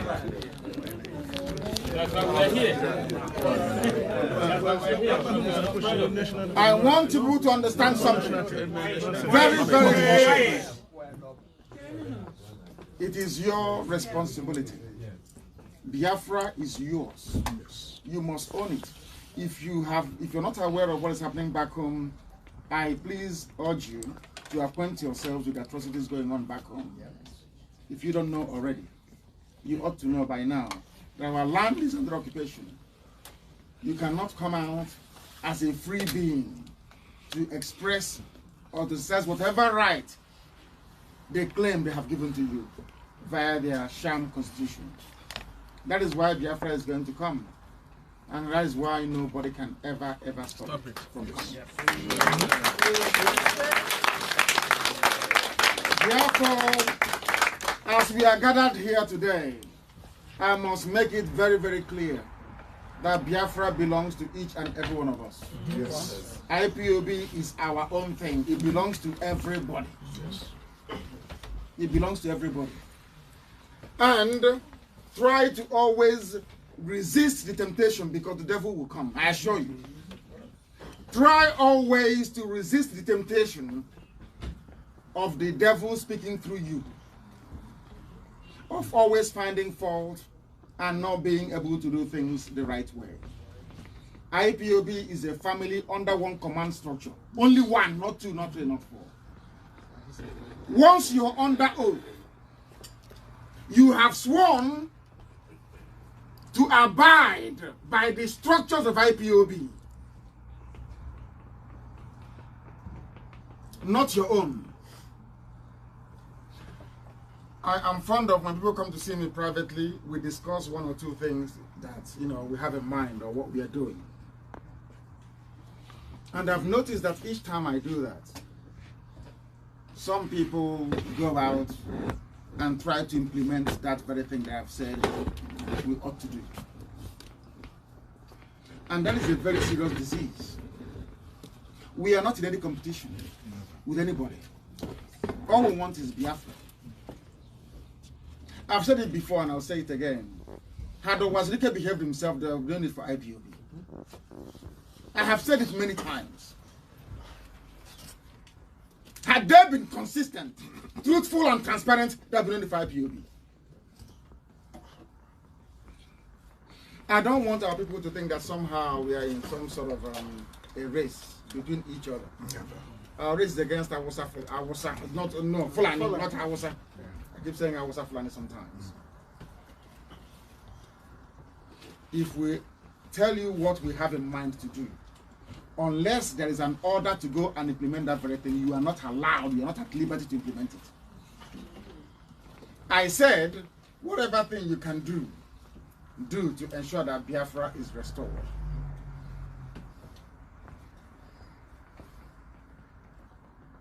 It doesn't mean you should take an idea that belongs to DOS, you were privy to, and try to implement it yourself. When your mom says to you after school, oh, go into the kitchen, there's a pot of soup there, take some and eat. She's not asking you to go and empty all the meat and the fish inside the soup. You're supposed to have common sense. Is that correct or not? Truth. We have a problem, which may be we are going to have a day of prayer and fasting. Let's bring evil spirit to leave us alone. I'm telling you the truth. Because our enemies always come together to fight us. We must always band together to repel them. Yes. Forever, yes. Unless you're asked to do something, don't do it. Go and get people, preach this very gospel to those around you. Go to your workplace, contact your senators and your House of Reps members. Take this very word of Biafra to them. The materials you will send to them, we will circulate to you. That's what we want you to do. Not to go and start opening a bank. That's not what I asked you to do. Because if you try that, the name of Biafra has now entered their records. When we now come up with our plan for the bank, that the corporate bank wanted to float, it was very, very difficult for us to carry that through. We wanted to float a corporate bank, not banking for everybody, for a reason. Why you need such a bank? We lost the war because we couldn't get weapons in. Are you aware of that? That was why we lost the war. Our fathers were playing about with sticks, pretending it's a gun. They go into battlefield with nothing. It's only those that can kill on the enemy side. They take their guns, isn't it? Do you think Fulani can defeat us in a war? No, not possible. No. Even if we are blindfolded. They're not strategic. We had no guns. We had no guns during the war because there was the lines of credit open to us.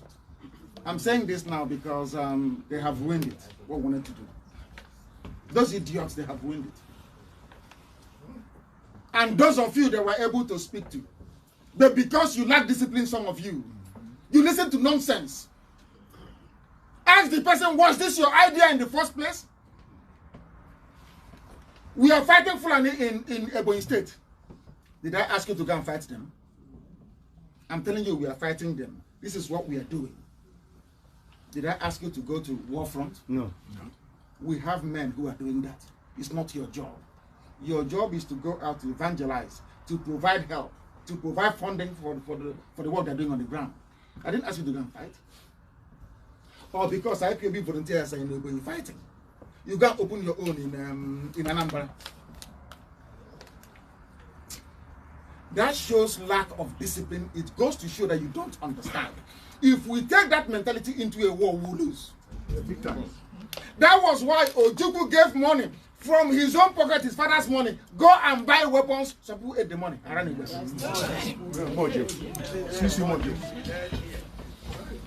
Am I speaking the truth or not? Yes. Truth. Yes.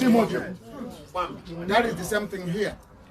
When you're given a responsibility, when we say to you, hold this position, hold it and do the best you can. I didn't ask you to go and do something else. A lady went to Red Cross in London in 1968 69 to go and withdraw money to buy relief for starving, dying Biafran children. She was arrested by the British. And the Red Cross account frozen. The reason why we needed a bank was to make sure that every line of credit will be open. We can pay for equipment and it will be able to come in. We didn't open it so you can have Visa card and MasterCard. But now, also the bank can on my video now going on. Giant bank. Can you imagine such ill discipline and stupidity? Something so secretive, now our enemies, they know. Now they know. Because they labeled as a terrorist group. We need source of funding that they cannot question.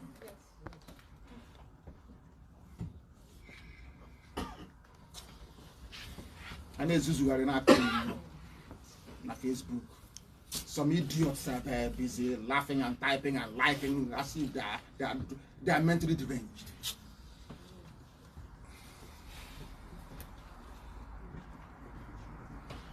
My hope is that they will never come home again.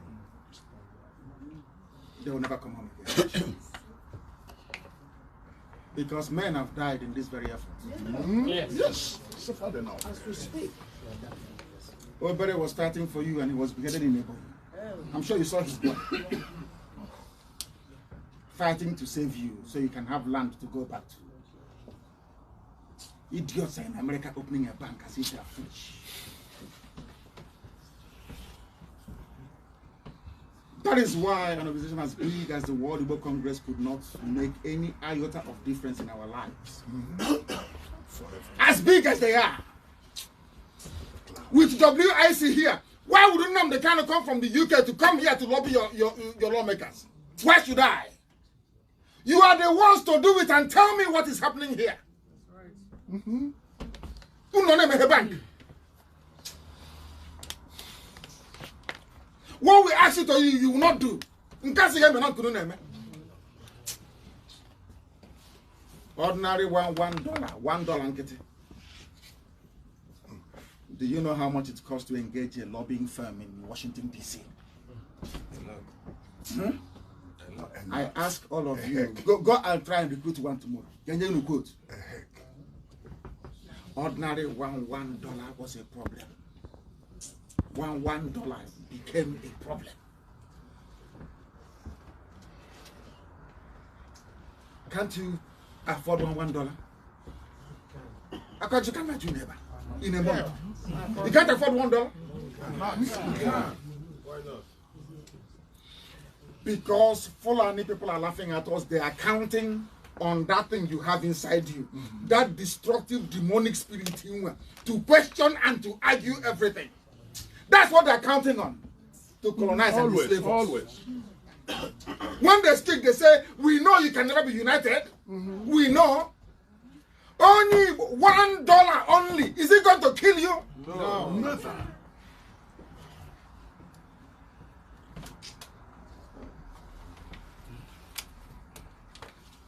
No $1. You're not an IPOB. You don't contribute. Later you ask us, when is this Biafra coming, sir? That's how they do. It's not funny now. It's not funny. Others came here and they got something, including very recently in Tanzania. Because some of these they're the ones that will drive us away. They will say, oh, God brought you to bring Biafra. Biafra has now come, so you can go home and go and stay. Let technocrats in America come and run it. After all, I'm a manager with IBM or Google. Yeah. That's what you will say to us. And mark it down. This thing is going to happen. You will come from America to tell us that you are coming from country in the world. You know how to do it. Yes. That we that suffered and died should get away and say that. Are you doubting me? Yeah, no. That's what they're waiting for us. I know them. We have the awareness. Come and join us to make Biafra a possibility. before it becomes the reality of our time. Because your participation is very, very key. Learn something from America. Everybody supported Washington, didn't they? Of course. Did they all support Washington? Learn something. Learn something. The thing about it is that because we are very, you know, the whole world is listening. You know, people say don't wash your dirty linen in the public, but I wash my own in the motor park.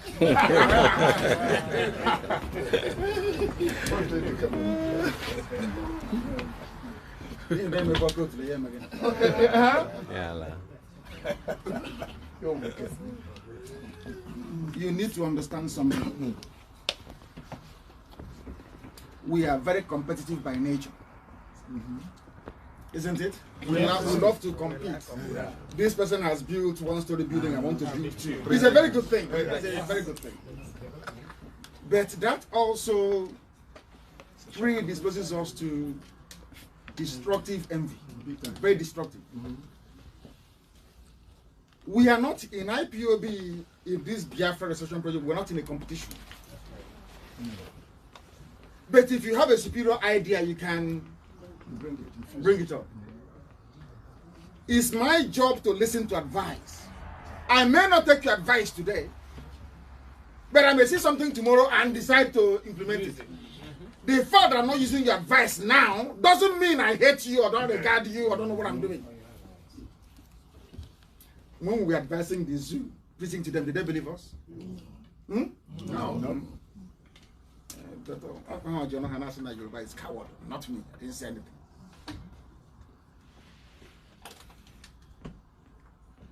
We need to understand this. That in Kiruka, what is ahead is bigger than what we are saying now. That Biafra belongs to you. It is your own. It doesn't belong to me. It doesn't belong to DS. It doesn't belong to IPOB. I know in a wider context, everybody is IPOB. Insofar as this movement is concerned all over the world, pushing and moving ahead, it doesn't belong to us. It belongs to every single soul.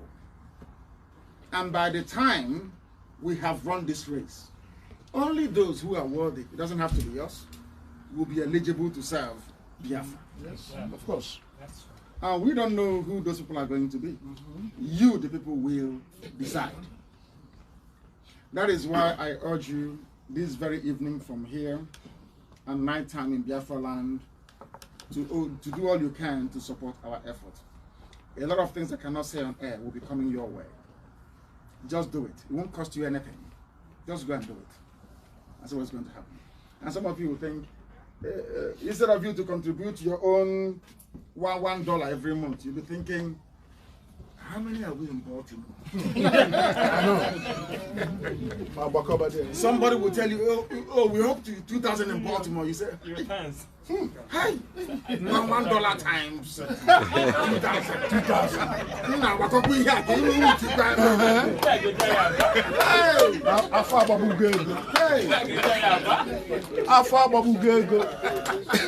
But when Al-Majri comes to your village to kill people, you start calling IPOB. And the reason why we are asking you to contribute $1 every month is how it is done in the olden days. That is the only census we can have. That is how we know how many people who are with us. Do you understand me? Yeah. So the same way that we go to your Congress and they ask us how many Biafrans are living in the Maryland state, I can't tell them unless I call the coordinator and they tell me, so XYZ amount of people paid their $1. That's how you identify and you say you're very serious. That is why in our land we don't point at people. Are you aware of that? You know why we don't point at people? And we don't count 1, 2, 3, 4. We don't do that. You still don't know the reason why? No. Tell us. You know, $1 first.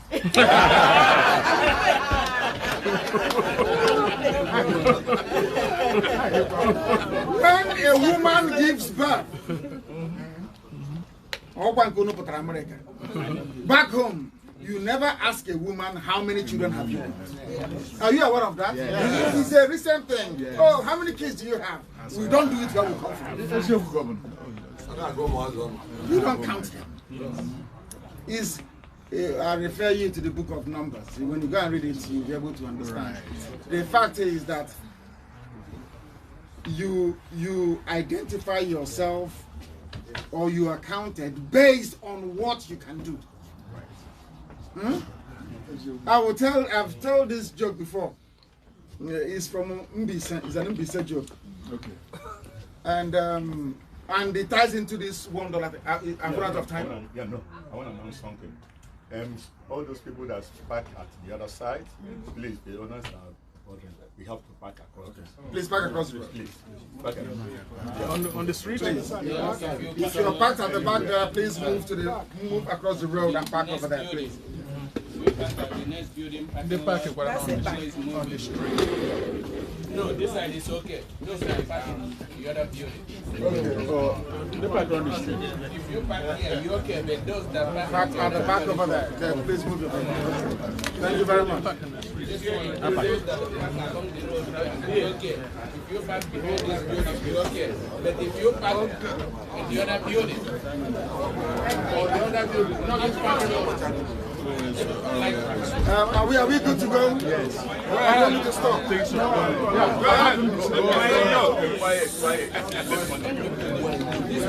The reason why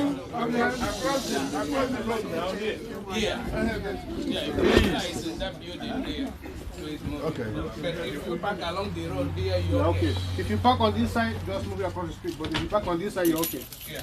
If you park on this side, you're okay. But if you park on that side, across the street from the other side. please let me know when we are good to go. So are we okay now? Okay, yeah. Yes. Are we okay now? Yes. IPOB! One family! I'm going to call Nyambis. My younger brother was born there. That is where my cousins come from. Okay. We were also there during the war. Okay, awesome. Yes. The reason why you need to pay $1 is this. There was a very rich man that came back to the village during Christmas like this. And the man brought bags of rice and tin tomatoes.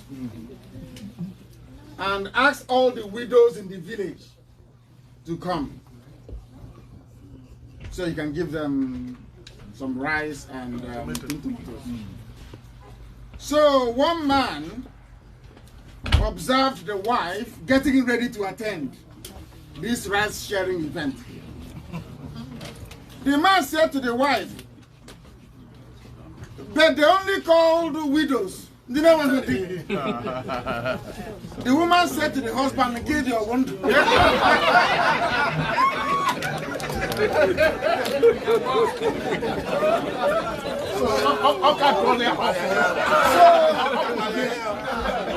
So if you're coming to count your typical census, you count the man as a man. But to the wife, the man is no longer a man. That is why you need to make contribution for us to know that you're there and part of us. So when we are speaking, we speak with authority. And if you say that somehow we'll become we'll be, flush with money and that is not a good thing. Let me ask you this. Do you know how much it's costing us in Ebonyi to keep the Fulanis at bay in Ebonyi? Do you know how much it's costing us? Yeah. When any of our men fall on the battlefield, do you think we abandon their families? No. Do you think we abandon them? No. Those are some of the things that we're doing that you don't know about. We fought them in Anambra and we drove them away from there. We did. In Imo, the same. In Abia, the same. They wanted to use the cover of the barracks in Ohafia to come in. We said no. We drove them away. We are fighting every blessed day. And we need your support to sustain it. We didn't have this number of people in the diaspora between 67 and 70. If we did, we would have won the war. That I know for sure. Let us complete the job that our father started. Let's complete this very work that heaven wants us to complete. Thank you very much. Thank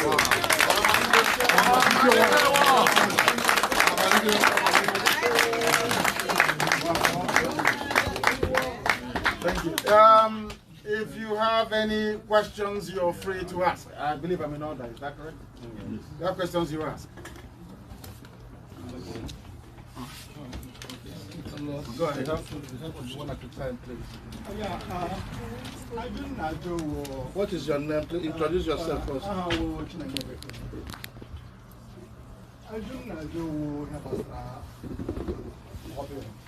Yes. Yes. I know I'm not here for 1 or 2 years. I'm here for 1 or 2 years. We have a lobbying. Lobbying everywhere. Speak English, man. Why English? Why English? Why because Biafra is okay. Okay. English. I got you. The quickest way to get something here. Because the people who are lobbying on your behalf know the system. They know where the guns are buried. So it's usually the quickest way. So what my question is, which I will also commit myself to doing, is what's the best way to raise the funds for the lobby? That is my question. The money thank you very much. Our brother is asking what is the best way to raise the money. If you have been paying this $1 a month, there will be no need to ask you to do anything, isn't it? $1, what I mean, come on. Then from there we pay them. But what you do concede to is that lobbying is a very, very expensive business. Are you an IPOB member? Right now, go ahead. Are you one of us? Right now, I'm not official. Okay. That's why I go. Okay. Now, there are those that may not wish to participate in the open. They provide help and assistance via the back door. Yes. They are also welcome to do so. So not everybody will be out there at the front doing something. Some will also want to support through the back door, and we must accommodate them. Very, very important. That was why I said that Onyema is the last person who would help. You are all aware that every group in the north, including the Alamajiri kids, they are all sponsored by their people. Isn't it? Somebody stop. If we can achieve what we have achieved, given our limited resources, imagine what we can do with so much more. Imagine what we can do.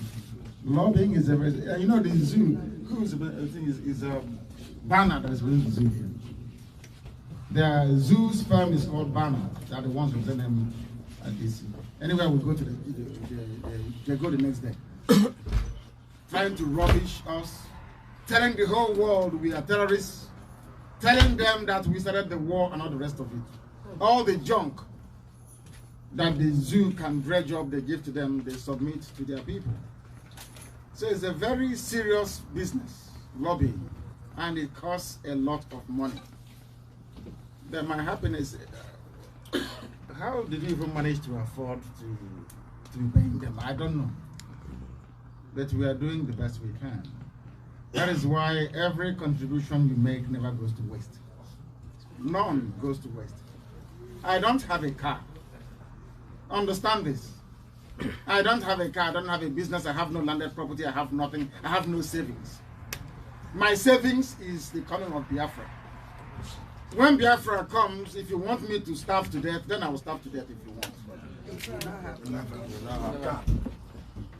Because I need to keep my hands clean to be able to go very far. Because I understand Biafra more than most of you. Any day you become tainted you start putting your mind on earthly things, cars, buildings, hotels, investment, you're finished. That's true. And we can't afford to do that. That's true. Everything I want, you are going to give me inside Biafra, not outside it. Olilanya munine in this life is inside Biafra, not outside. You can't have a mountain and then you're resting, then the mountain is in front. Does that make any sense to anybody?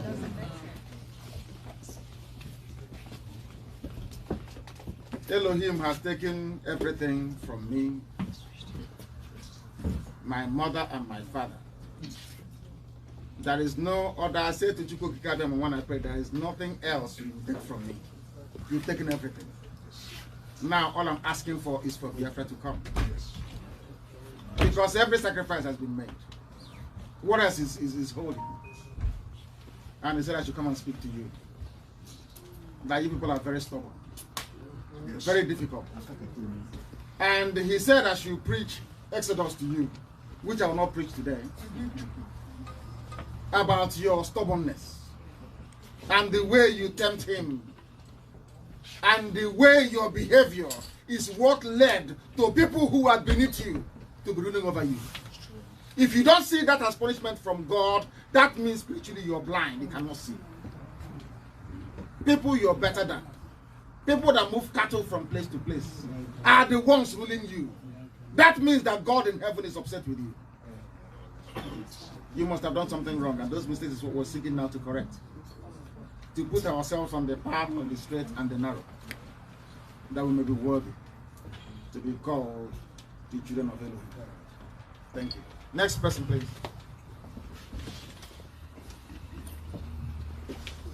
IPOD. More family. I said no.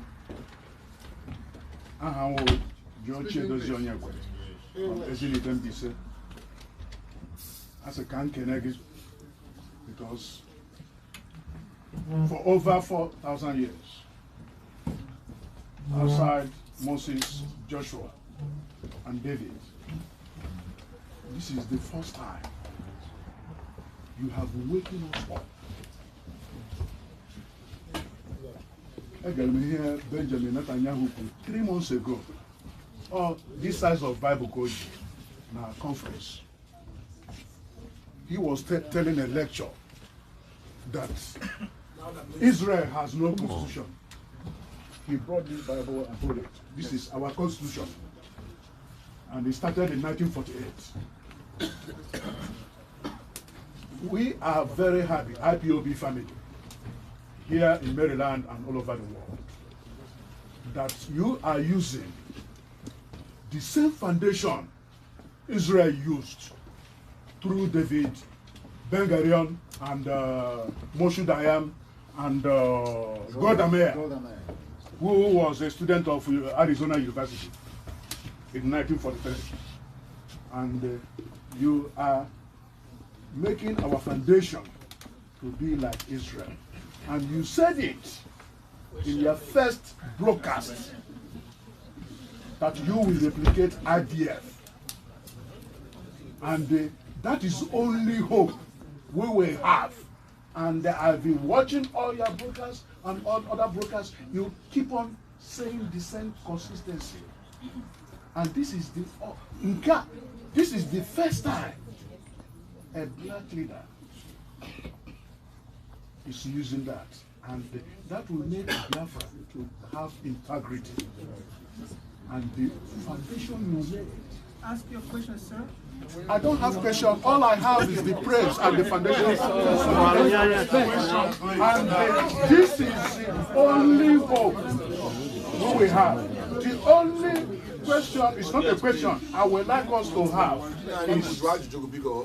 is in our flag. When we are going to hoist our flag in our freedom and independence, I would like us to include 7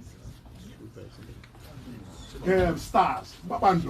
Stars, which means the 7 ethnic group of Biafra. with Ofonogu in the middle.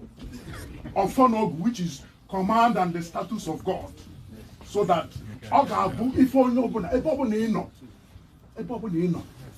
the same thing Israel made. We must always, we are not going to advance. And that is my contribution, and I want you to remember this. Thank you. That's your opinion. Thank you very much. It's the one you miss a gas on your number. I like it. I like it very much. I like it, and your advice is taken on board, and we'll do something about it. I said something to people. When I went to Jerusalem to go and pray, you know, when the white man came, the British came, they said we have no history. Are you aware of that? Yeah. Huh? They said you have no history. I don't know they were hiding this from us. Who's Marochuku here? I am. Claire. Arochuku. Yes, she is. Can anybody tell me the transliteral meaning of Yeshua in Igbo language? What's the meaning of Yeshua?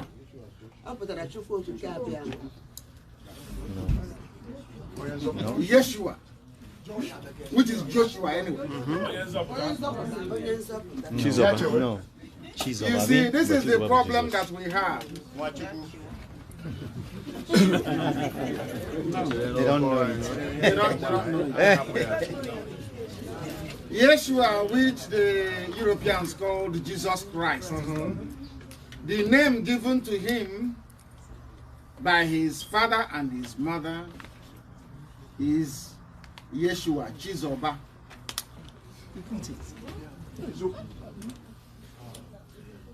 Only the Israelites in Israel and us praise God with the name we give to our children. No other race does it.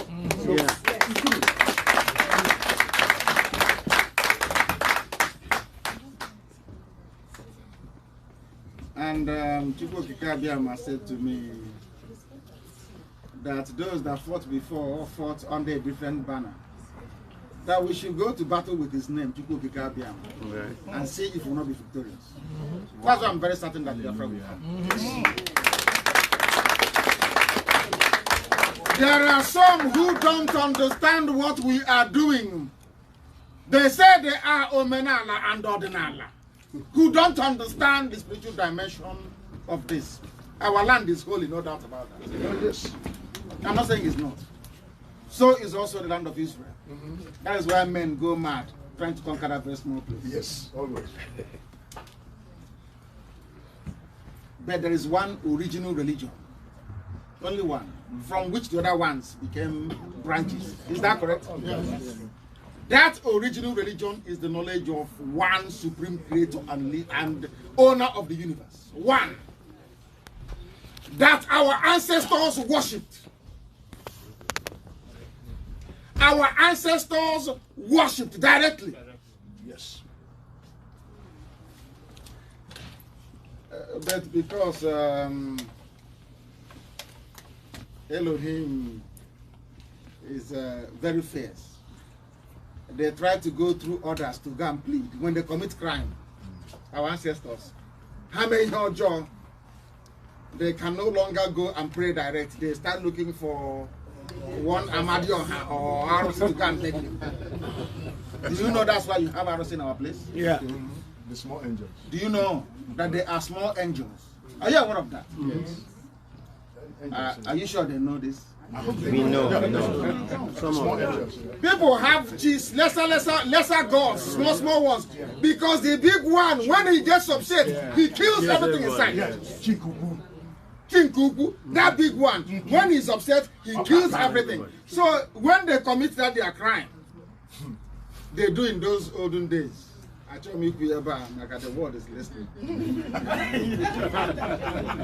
They hide behind a lesser god and ask that lesser god to please beg the big one. Do you now understand? Yes. Not that you worship those small deities. No. They are messengers. We ask them to go and please go and beg for us. Because when Elohim is upset, you know what happens. many. Sodom and Gomorrah. That's what happened. I don't want us to misunderstand it, because some people think they confuse Ordinala with Omenala and what we are doing. No. The worship of Elohim is not a religion that you can call a particular name. Because that is the original, the number one. I've said this many times on Radio Biafra. In the olden days, before you become an Nze, not this one, the appendix of America.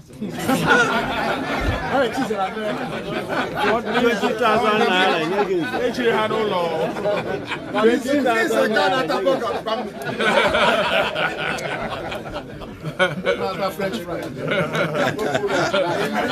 Let me tell you what used to happen before you become a titled man in the olden days.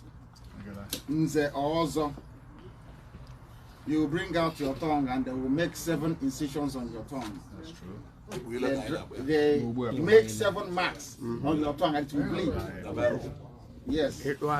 And from that day, any day you lie. Yes. That is why you have to speak the truth to remain alive. If you lie, you will die. Yes. And that's why they started hiding under Amadi Oha. Okay, all that rubbish. Because you know if you lie, you die. And also go and check in our land. You know the boundary, we call it okay. In our land. If you move it. If you move it from where it is, right. it will never be well. It's in the Exodus. Yeah. All these things that people tend to confuse, they don't understand. They don't understand what is behind what we are doing. It's a mystery to most people. Yes. They thought we woke up one day and started to do, oh, Biafra this. No. We understand the sacredness of our land and what Chukwokika Biama said. Our clock started ticking from the year 2012, 75 years from then. If we don't achieve Biafra, I don't know how many years, I don't know within how many years, but if you don't achieve Biafra as soon as possible, our race will be destroyed. And it was then that the BBC issued, no, it was actually United Nations that issued a very grim report that the Igbo language will cease to exist within 75 years. These are some of the things that you don't know. So we are running a race against the clock to restore the kingdom of God upon the face of this very earth, which Biafra is. Which Biafra is. Some don't know this, but we do. So it's not just about freedom fighting for the sake of it. We are trying to do the will of God. Yes. People who don't understand won't understand. Thank you very much. Right here. Give me that. Yeah. I'm right here. Okay. Why you? Take this one. Oh, take this one. Take it on. Okay.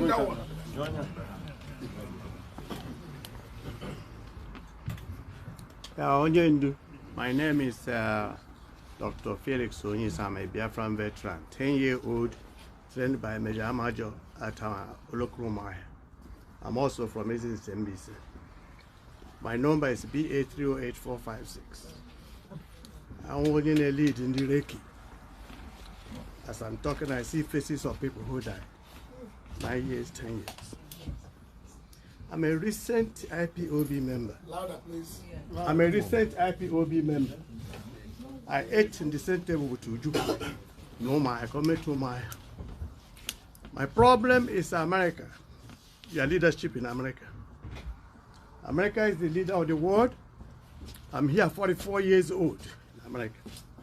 And the people we have put or allowed in the leadership are the people holding us from getting Biafra. You have said it here. And I'm here to look at their faces. Some of them have spoken to me. I said, I was before I people. Your leadership is why we don't have Biafra today. Don't answer me here. We were here in New Carrollton. Yes. I have a house not too far from. I called my junior brother when I had it. I just drove from Philadelphia. I've been gone for 4 months. People been looking for me. I can't say where I went. I just came back. Immediately I closed my office. I called my younger brother. I said, go there and see you. He saw you. When you went to Chicago, another one saw you. It's on the video. Not here, please.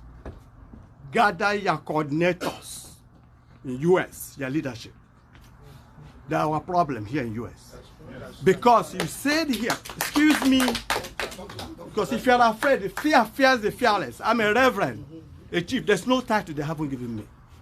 I'm in Nigeria 4 months, 3 to 4 months every year. Umahia. I am the pioneer of medical mission. I'm the pioneer of telemedicine. Now, it's God. This, I don't call this Bible. Basic instruction before you live on earth. I call them the manual of life. Yes. If you have TV, you have your iPhone, and you buy it from Best Buy, they give you a manual. It tells you the parts in it. It tells you how to work it. If you can't work it right, you can't get the best. The same with that TV. That's the problem you all have. I read this. I read this at the age of 10. During the war, I read the whole thing. I read it every single year. This is how I've concluded it. I read the whole Quran, the Gita of the Buddha. I studied religion, and what you're saying is, so I've been listening to you for years. Before I'm here. Now, go and talk to them. They are a problem. The vision I have for Biafra is not really democracy. The only democracy there is come and vote, determine who leads you. But we need the meritocracy. Meritocracy. That's what China does. I've been to China many times. Your coordinators need to read. REA, the readers are leaders. I do leadership training. I'll give you my private number 24/7. I've been an advisor to African presidents. I won't mention them. They don't read. We don't read. Africans. After certificate, after school, that's it. Even here. Anybody have read the 3 novels this year? Please raise your hand. Nobody. I read average of 40 to 50 books every year. I've read 41 this year. I just ordered 11 books. You can't run this world with common sense. All these things you're talking about here, I know. And all this stuff. Because you read. That's why you can lead. That's the problem with Fulani. You're right. How can someone who didn't go to school run? I have an office in Abuja. I have across Nigeria. That's my number one. Then this is another important one that will get us to one of the things we need. Who knows about Bruce Mayrock here? Bruce Mayrock. Raise your hand. Bruce Mayrock. Anybody know about Bruce Mayrock? You know about him? Bruce Mayrock died what? May 30th, 1969. At the age of 20, 1949 to 1969. This is the young man that sat in the corner in front of United Nations and set himself on fire because of Biafra. He did something only Jesus did. And none of you know about him. I have it. Go to obituary.com. You will see his grave there. I put this. You can go there, put a flower, and memorize him. You don't know. We need education. Your coordinators are doing nothing. This man here has been with me to fish out our younger children born here to educate them about Africa. We do that. That's what you need. Our leaders in America is a problem. They are holding Biafra. They are looking at me. If they doubt me, they come to me. I can come and say it loud and clear. That's true. Yes. That's why we say that if they don't move, we are going to find another direction to work with you and get what we want. It's an emergency. We have an emergency. We have an emergency. They are the problem. Now, I have Onyendu, with your permission, I want to propose that May 30th next year, we are going to Bruce Mayrock grave. Light. I'm looking for the family. I have seen one lady here responded, but not two of. We are going with the candlelight that day. If we go there with candle, all this major media will come out. The whole children will come out. That's how we can announce to the world that we are serious. Everybody come out after the marching on June 20th. I mean, before that, we take candlelight, Biafran like stand there for as long the media will come. His grave is there. Go to obituary.com. Go there, all of you now, and put there. Rest in peace. You see my own there with a flower. You do it, obituary.com. Thank you. Those two things are all I want. Our leaders here need to set up. If they don't sit up, change them. Because before President Clinton left to Nigeria, what did he say? He said, when you, what? It was Albert Einstein that said it first. When you see, insanity is when you continue to do the same thing again and again, and they're getting the same result. That's how he defined insanity. And that's what we are doing. You are asking us, have we gone to our congressmen and senators? Who is supposed to lead that and do it? Our coordinator. Have they done it? No. No. Are they encouraging people to do it? No. So that's our start. From today, the dynamics must change. Thank you, God. Thank you. My number. The ladies, any of the ladies? Ladies? Any ladies?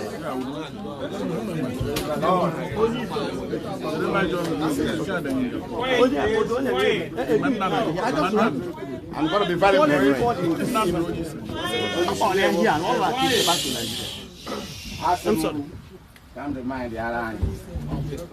I'm not seeing more grease than elbow. It takes one man to bet a nation, and it takes a multitude to build a nation. His hope. And I strongly believe that every true Igbo man believes that you are God sent. For sure. As everybody's here. Yeah, that's it. And I know what it would take for you to come to America 1 or 2 times in a year and go to other nations. My first question is this. Is your $1 enough? Or is that the minimum? Can someone put more than $1? Yes. Yes. Okay, thank you very much. Why am I saying this? It will not take only hundreds of millions.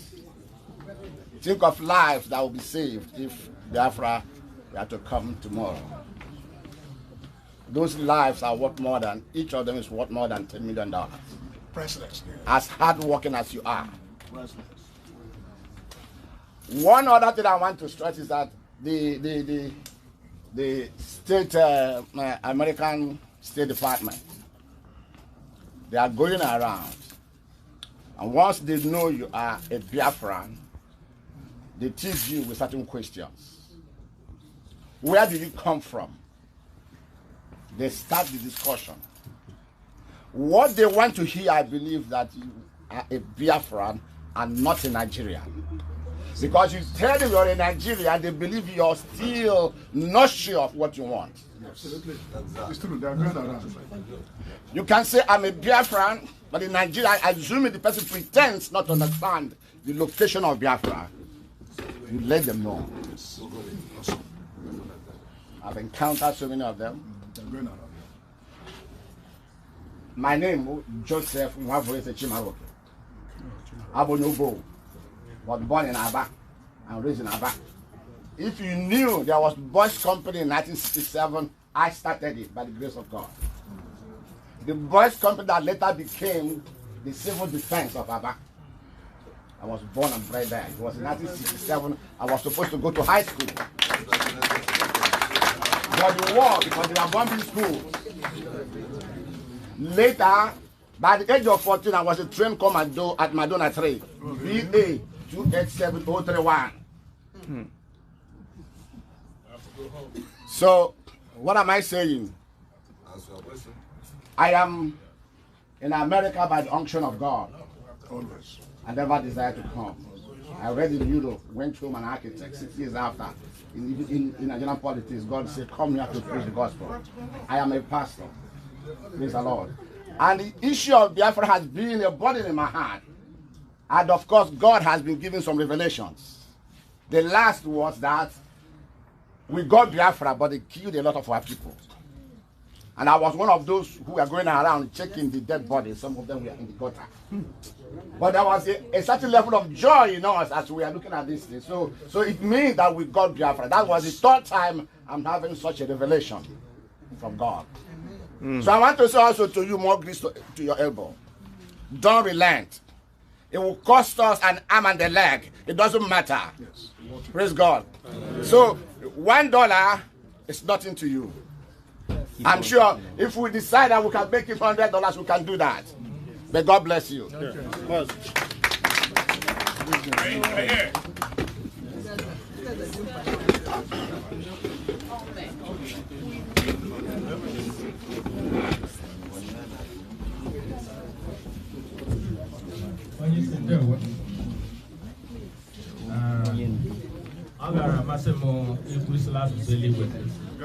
let me speak in English. And I want to be very brief because I know there are so many people that would have been in much better position to ask questions. And just like my brother said, he's a minister and God bless you, we're in December yet. There is something that brought me here this evening. I had several commitments here in Baltimore, but when I had this, less than 24 hours I said I would be here, is that my wife went to US fingerprint place. And based on the revelation that the Lord gave to me, I told them when you go there, fill that application as a Biafra. I will tell you. She went there and filled in the column where it said nationality. It says something like they say Biafra. Then they asked her a question. The lady came back with the paper. I don't know the kind of paper she filled. And asked her, is it a new nation where you say Google it? That's what she told the lady. And she Googled it right there before her. I said, you okay? She ticked it as a Biafra. And my wife got her fingerprint document sent back to her as a Biafra. Awesome. So that inspired me a lot because, like, to cut it so short, that's why I'm going to cut it short because preachers talk so much. But it's not bad. But this thing I was telling you people, revelation about Biafra restoration was given to me in 1998. That was when Nigeria divided. So we are here to fill a mission. But my question is this, concerning this donation, contribution.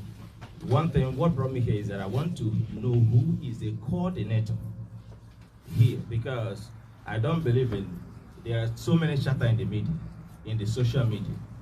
There's this one, is that one. That's why I said I'm going to come personally, see who is the coordinator here, face to face, eyeball to eyeball, because I have over 50 people that wants to do some donations, and I can't even tell them anything, but to put it straight the way it is that what are we expected to do at the name, the information concerning the information where this money will be paid to, number one, because there are several informations out, even account numbers given, which were wrong. So I didn't know how to go, but I can't give anybody any information. Go this way, go that way. That's why I say it's better to come directly and by myself. That's it. Then secondly is this, the issue about Congress.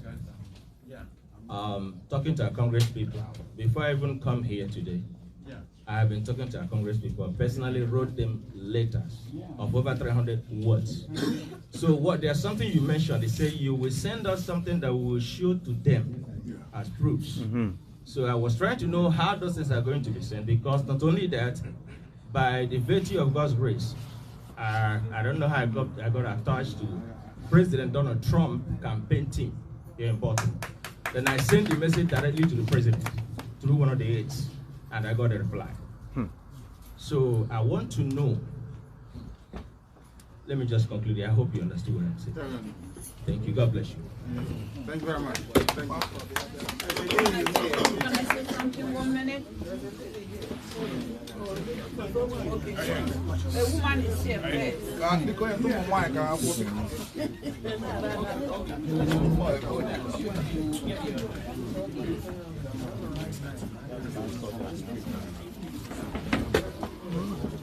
IPOB.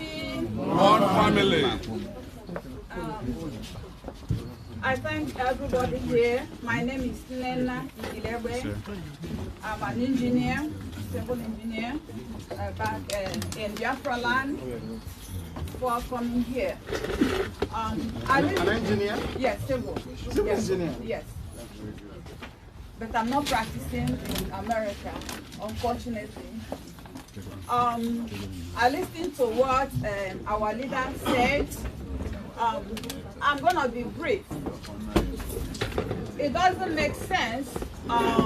Every one of us here knows how hardworking he is. And we contributing $1 is like a slap on the face. We know how much expenses are, both here in America and in Nigeria. He's taking out his time to travel to all parts of the world, and bringing out just $1 is just like we are not serious in what we are doing.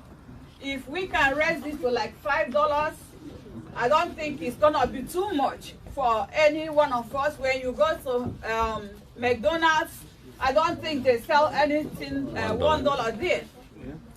You have to understand that the economic situation in Nigeria is more than what we are seeing here. And my second opinion again is he has told us that he has no income, he has no bank account. We have to make a provision to at least, even if we contribute money, let us set something aside that this is what we'll use in supporting his mission. You know, he cannot steal, he cannot be bribed. So it is all of us here and maybe in other countries. If I can get out to other people, let us have a certain pause where we say this is for the support of his mission, both his transport, hotel accommodation, feeding, you know. That might be another idea that I'm just trying to put up. Thank you, everybody.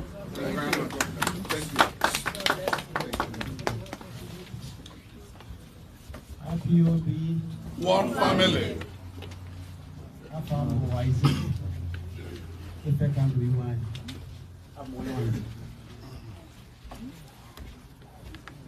The leadership of IPOB, I have said that this is my first time I've ever meeting our leader. And I said to him, I said to myself that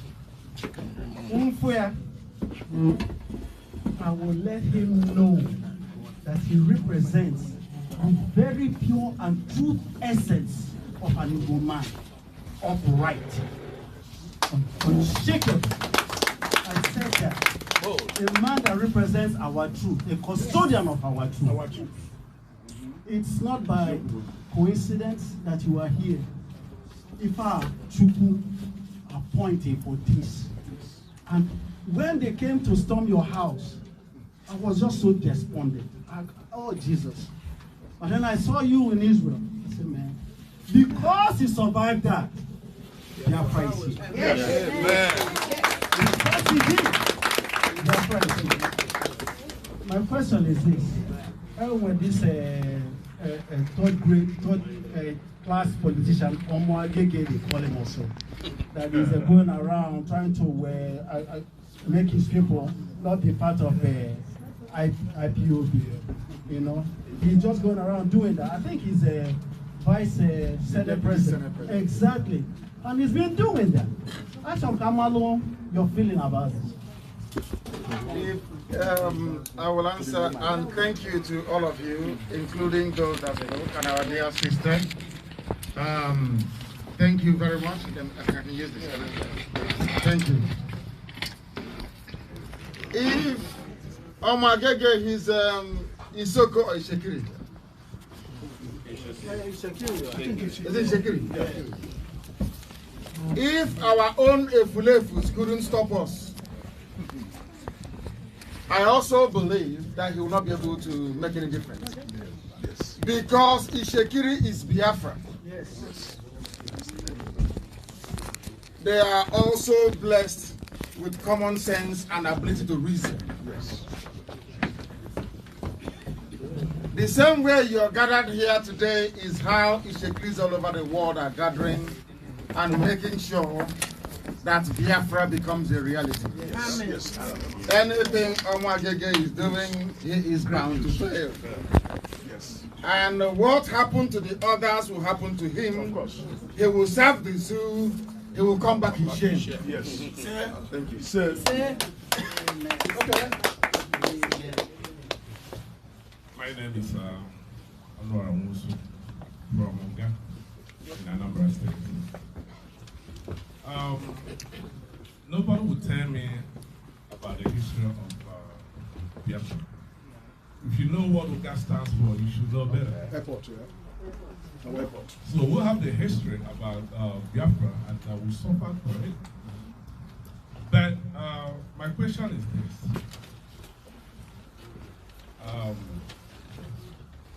What is the best strategy to market Biafra movement within America? And I mean, within the circle of our people living in America. Why I ask this question is this. Our people are afraid. In fact, it looks like they are ashamed of discussing the topic Biafra.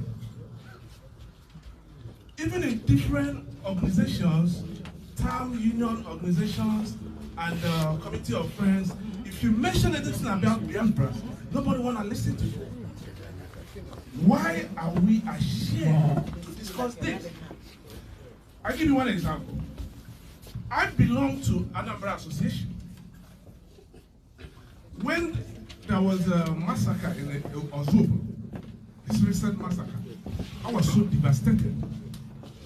I mentioned that topic to the organization, asking them, what are we going to do to help these people the government is destroying their lives? Do you know what somebody told me?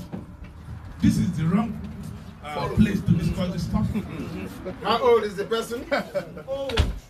They know themselves. Some of them they say they are old enough. They are veterans, Biafran veterans. Not Biafran veterans. No Biafran veteran will never say that. Never. Honestly, my director, I'm so extremely disappointed. I told them. As a matter of fact, you know what they said? They said that we should discuss the topic whenever we have meeting. And the meeting is likely to be next year.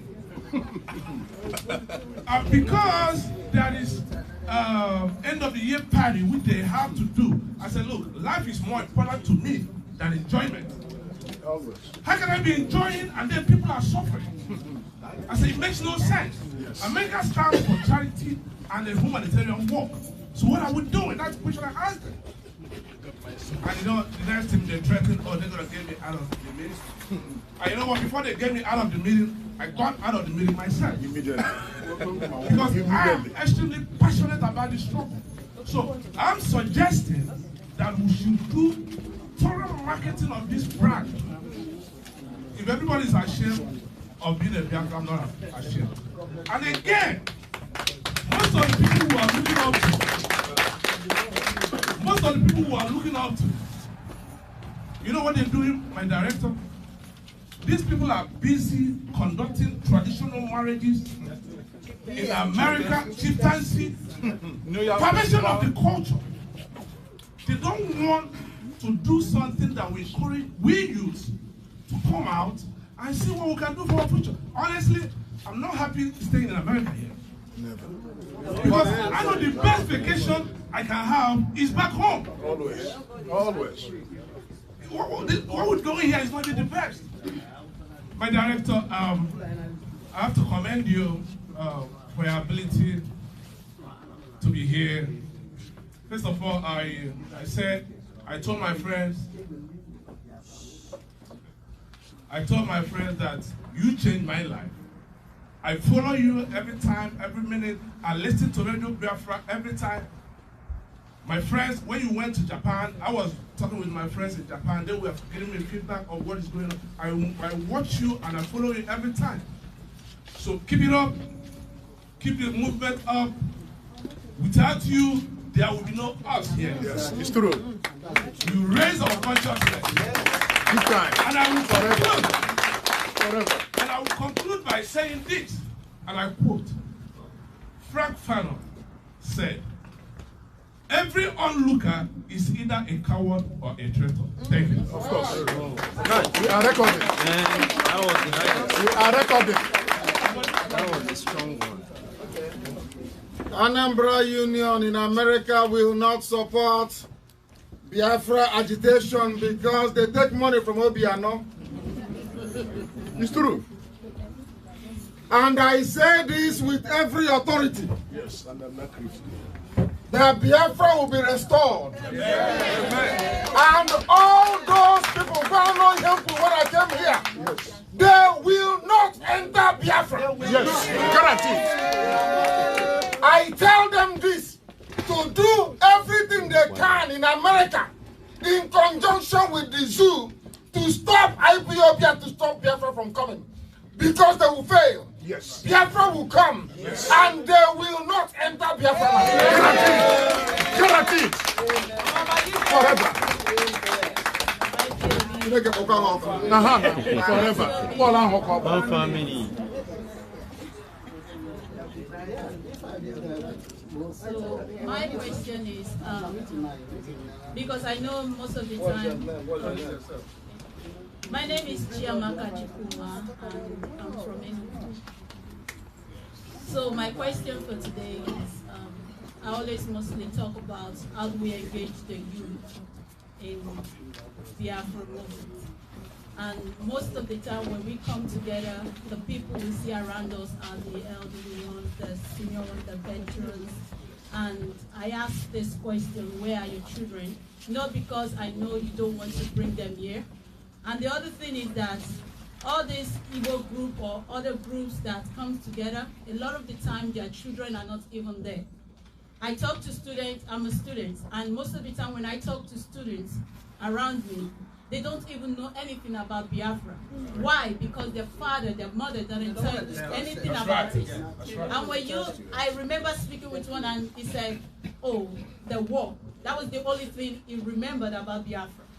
And now that we are fighting for the freedom of Biafra, none of them even recognize or even have idea of what is going on.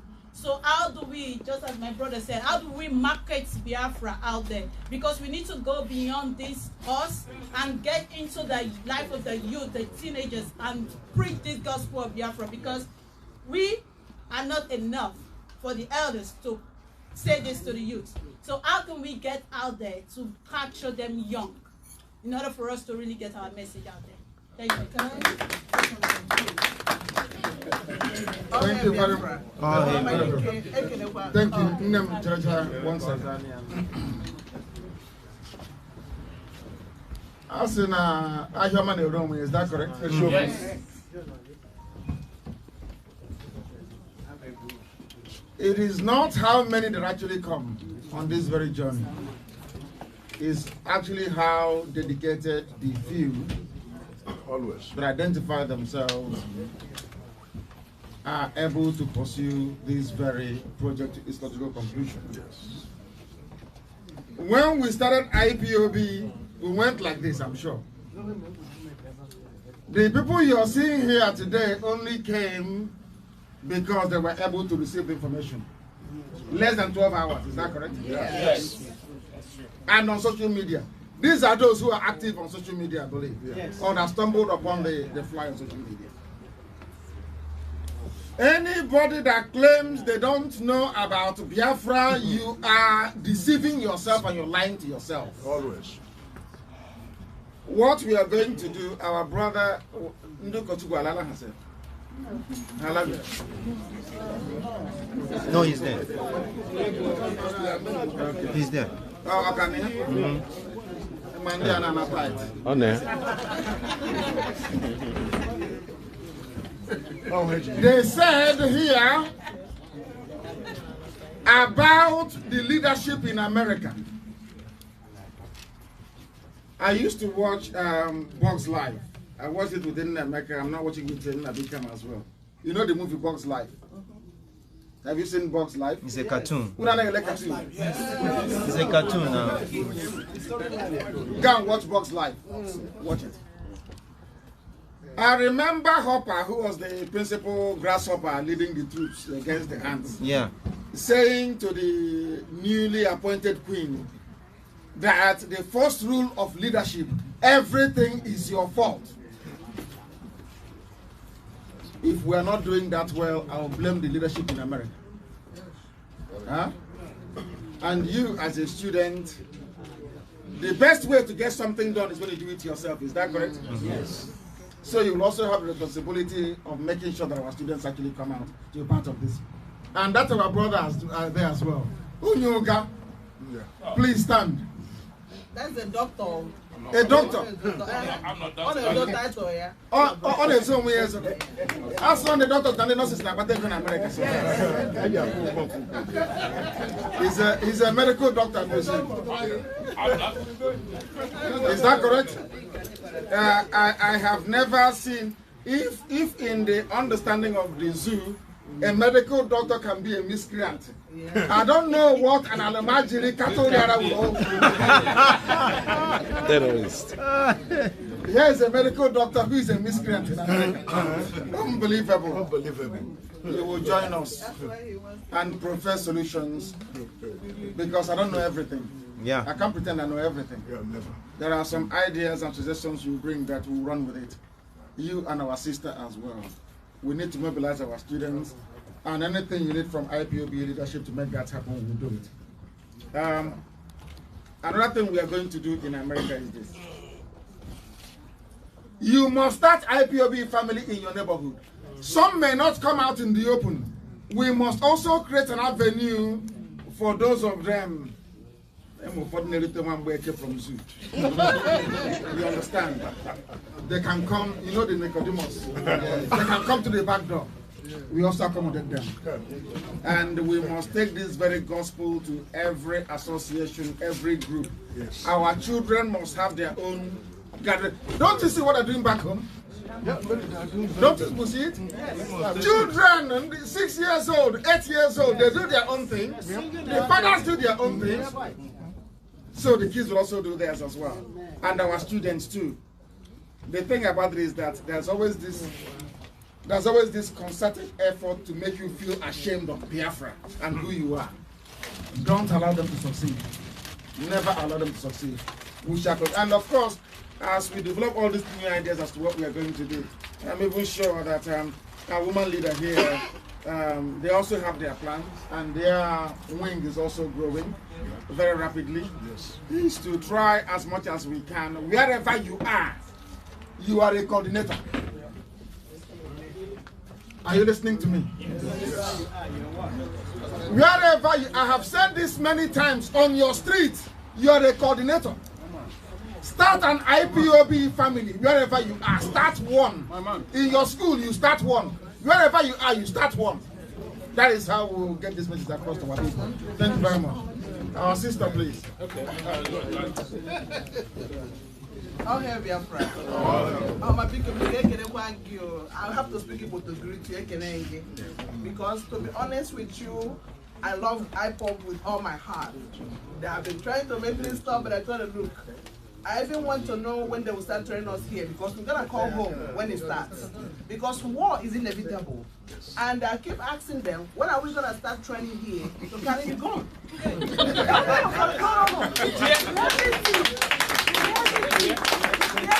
It's the only thing that we have to be aware that it's going to happen. And they're going to come home. And I will not go home not knowing how to shoot. Because before you kill me, at least I'm going to kill somebody. Because I will not be there watching them to kill me. So I keep asking them, when I go, they're going to start training out here.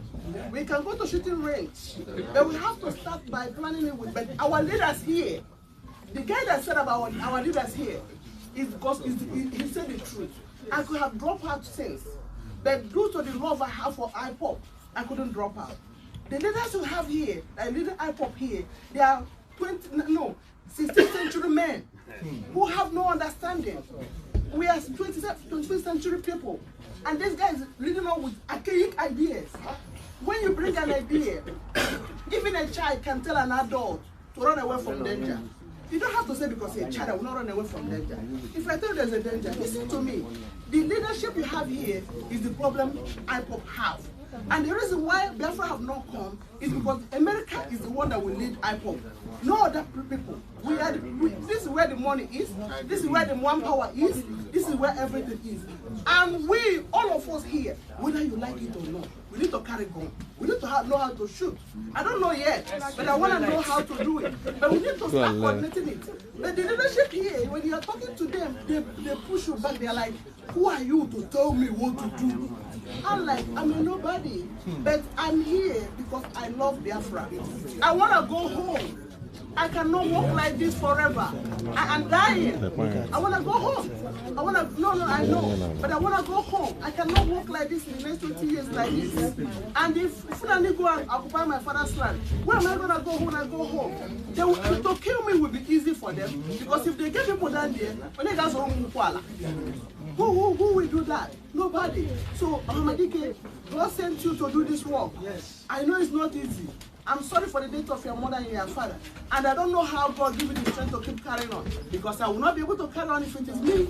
I cannot carry on because I will break down. Because I know what it is. But the way you carry on like nothing happened, that shows that God is with you. And God has created you for this. Yes. I know you sacrifice everything you have for this. But God will repay you. I keep telling them, they say that they tell me I'm a radical. I say, no, I'm not a radical. I know what is happening back down there, and it's paining me because it's my people that they are killing. And who is killing us? Dirty people that live in the bush. They do not want to come and watch my own TV in my own house. That is a mansion. And imagine want to come and occupy my own house from the bush that they are. And they will not even know how to keep it. Because when they come in, they will just mess up everywhere because they don't know what it is. We are brought up decent. They are not brought up decent. They don't know what it means to keep anything. And they want to come and occupy us. Take our own father's house. So for God to bring you out to do this, He will keep you. And will give you what you need. He said.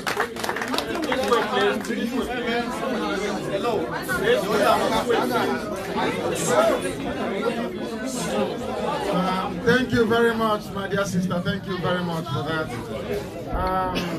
As I said before, there is a place where you work. Everybody has a job to do in IPOB, all of us here together. There's something, somebody will come around and take your details.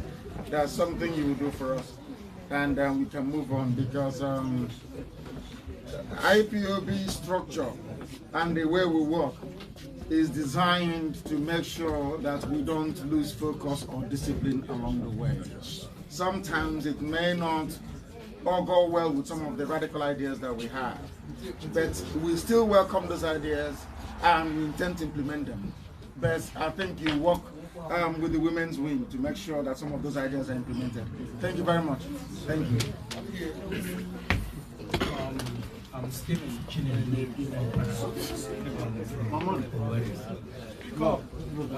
I have to thank you, Mr.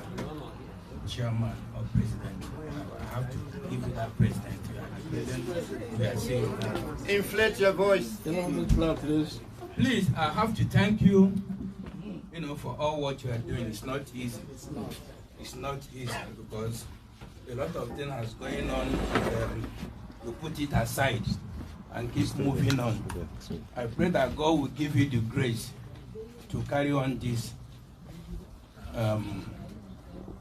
mission and nothing will happen to you. And we pray that we're behind you. In anything we can do to support you, I hope we will do. And I'm saying it this evening, please, that $1 is not enough. If you can do $20, I think $20 will be enough at least. Let's do with $20. Let's say $10 going for the phone and $10 for his, moving around, going, because whenever he comes here, you got to rent car come to this place. For your information, it is from $1. From $1. From $1. Oh, it's not $1. It's from $1. Thank you. And secondly, whenever I look on internet, I always cry each and every day. How these people moving every corner of Biafra land. I don't even sleep because I have brothers and sisters. Because actually, when you are and if you are here and your people are there dying, tell me how you are going to sleep or how you are going to eat and have peace of mind. To be honest to you, that bothers me a lot. And now my question is this: the way things are going on, they are bringing their troops each and every day. How do we have anything in case if this thing happen? Do we have anything for those that are back home to start with? You understand? That is why I'm talking about $1 cannot, help us. And another thing, please let me say it here. Everybody that is here, know it right from this moment. We are not free. Nobody think that we are free. Even if you are free here, your people back home are not free. Of course. Please, let us do something before it is too late. Yes. Before it is too late. Unless somebody that doesn't watch his cell phone each and every minute. Sometimes I quarrel with my wife because I don't sleep. I'm telling you, each and every minute I'm on my phone, I'm shedding tears. Sometimes she brings food, I say I'm not eating because I know what it is. I witnessed Biafran war when I was little. People died, and we don't want something to happen. Please, we need something. Thank you so much. Thank you very much, my dear brother. I know that some of you have work to do. What we are saying is that $1 is the minimum, and the best thing for us to do is identify who your local coordinator is. If you have no coordinator, you start an IPOB family where you are. As simple as that. Please, wherever you are, you start an IPOB family. And make contact with the state coordinator, and then from there we take it on. Thank you very much. Can our mother here have, I call everybody mother, once you're a woman, you're a mother. Can you give her the microphone so she can speak? The other mother, two mothers, one is coming. Mother is coming, another mother is yeah. All hail Biafra. All hail Biafra. One family. Okay. So I have a song, but before this, I have a little thing to say. My sister was crying that she's still here. Look at me with my age. I've got my children, all my children are in Nigeria. Whenever I tell them I want to come home, they will say, Mommy, it's better you stay here. No matter how you are suffering, you are helping us down home. If you come home, you can't stay for 1 year, and you are gone. I started thinking, I said, so now I'm in a foreign land. I don't know what will happen to me tomorrow. And I don't have any hope as to when I will go back home. I have a song, and the song goes, Dini lesoro Nnamdi Townhall, Emesia I gesoro Nnamdi ngoriangu nala Biafra. Dini lesoro Nnamdi Townhall, Emesia I gesoro Nnamdi ngoriangu nala Biafra.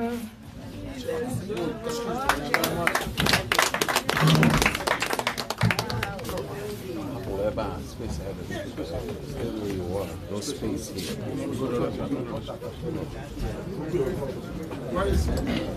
Can you hear microphone? Yeah. Thank you. I want to use this opportunity first of all to thank Onyendu and his deputy Uchemefo. The day Yusu kidnapped Onyendu, I was going to work, and Uchemefo came up on Radio Biafra and announced that DSS have kidnapped Nnamdi Kanu and they're on their way to Abuja. I turned my car. I went through because I couldn't move. I couldn't see anymore. Let me tell you, the restlessness of Uchemefo during the absence of Onyendu, very trying 2 years period of our time, is the reason why we're still here. Yes. Despite all temptations, all the troubles he went through, sabotage, yes, despair, he kept me alive. Yes. And I want this opportunity, please, to clap for him. Clap for him. One man for.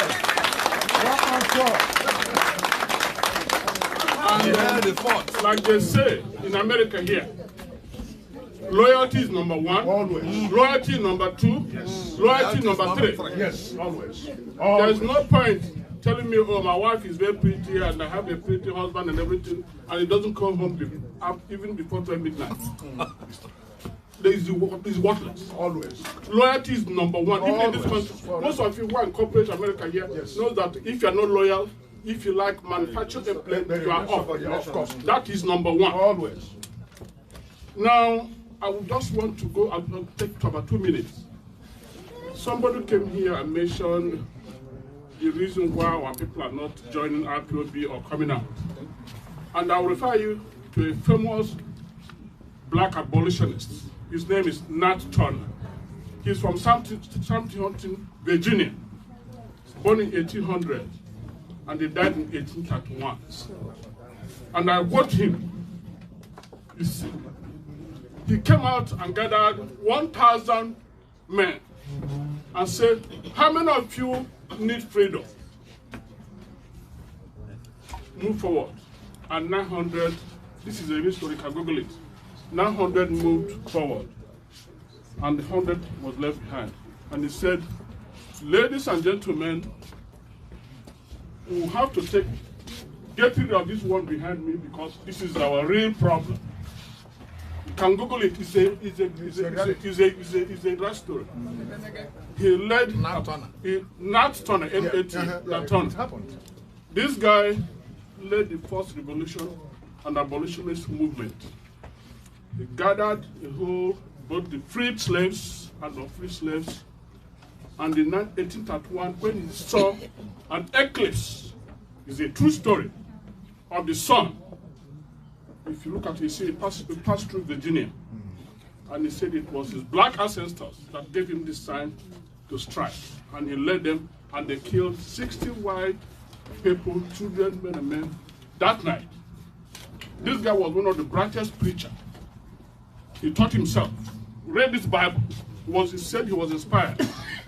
And that is why they descended on the black slaves in 1831, 32, 33, 34. Massacred, that is, killed all of them. Tried Turner. Turner was flayed, beheaded him. His head is now in National Museum, Black Museum, his head, because they have to find him. Even the judge who tried him wrote a book. They call it Natas Confession. So that is why in every gathering, in any war, they treat saboteurs very harshly. People gave him up because he went and hid, and somebody went and told the enemies where he was hiding in a convent that was covered by a fence. Enemies within is our problem. Some people are complaining that people are not joining, or when you go to a meeting and then nobody wants to talk about Biafra. Always. Be it Enugu, I'm from Enugu State. Be it Anambra, Abia, and everything. And you know why? All 99.9% of all the presidents all the public relations officers or for Igbo or Biafra land in this country, we are sponsored and paid for our politicians back home. They were paid and put there. They are also members of this forum. So when they talk and they see you, they call themselves, oh, get rid of this one. We don't like what he's saying, and they get rid of you. They are paid agents. They are paid monthly. Some of them have been offered houses back home. So that's why I say, oh, if you want to do it, this is not the forum. You have to go to another forum. That's not true. There is no true Biafra who do not want to be free. We are in this country because some people died, fought for it, were free in this place, opening our mouth and shout, enjoying air condition. Since we came here, they can never taken the light or the water, unless there's severe weather. Even then, they will apologize to you. And we enjoy it here, and they tell me that these guys are normal. They're not. Let me tell you, it's not going to stop because they know that the power is here. Every session, that's why they're fighting us in here. It is a very relentless war. You're looking at a guy who has been excluded from Kanu USA because the first video that was posted when the man was chased in Germany, a friend of mine, a cardiac surgeon, and a schoolmate, and a classmate, a roommate, sent me that video. And one person who sent it out and made it viral. And they traced it to me and made sure they removed me from forum of Kanu USA today. Better for you. Better for you. No. Meanwhile, I am the highest donor, the chairman of all the occasions in that forum. By the way, I'm a medical doctor of 35 good years. Wow. Do one for that. Always. The best. So, I'm telling you, people cannot give up. Because you are looking at a divine man with a divine project. Babs. Of course. Let me tell you too. I had people are complaining leadership and everything. It is not easy to lead our people. You have to realize that one quality of leadership is you lead by example. If you criticize me once, please praise me. If you criticize me 3 times, praise me once. Secrecy is a source of power. There's a reason why we give this short notice. Give about, say, 2 days or 2 hours. There's a reason for that. And those people that make sure that this guy is safe, this man, I want to do. These people have a pride for me. Because all they didn't do, that's okay. Of course. All right. So, because he got the channel. Yeah, madam.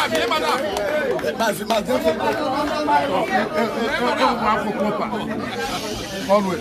Keep it up. From Texas.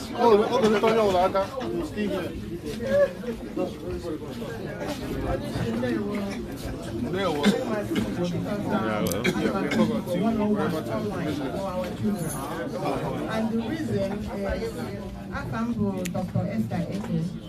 The doctor can carry about.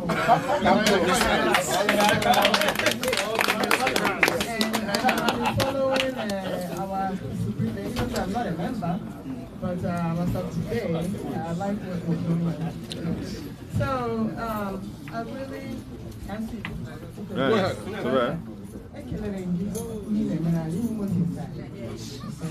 And when I parents again, every day, everyone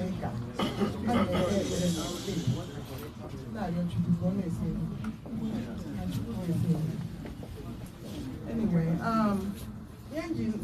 they are here, it's interesting technique. Because I'm a person anyway, fake news and that's normal. I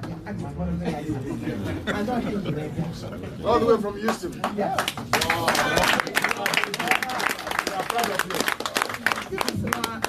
It's not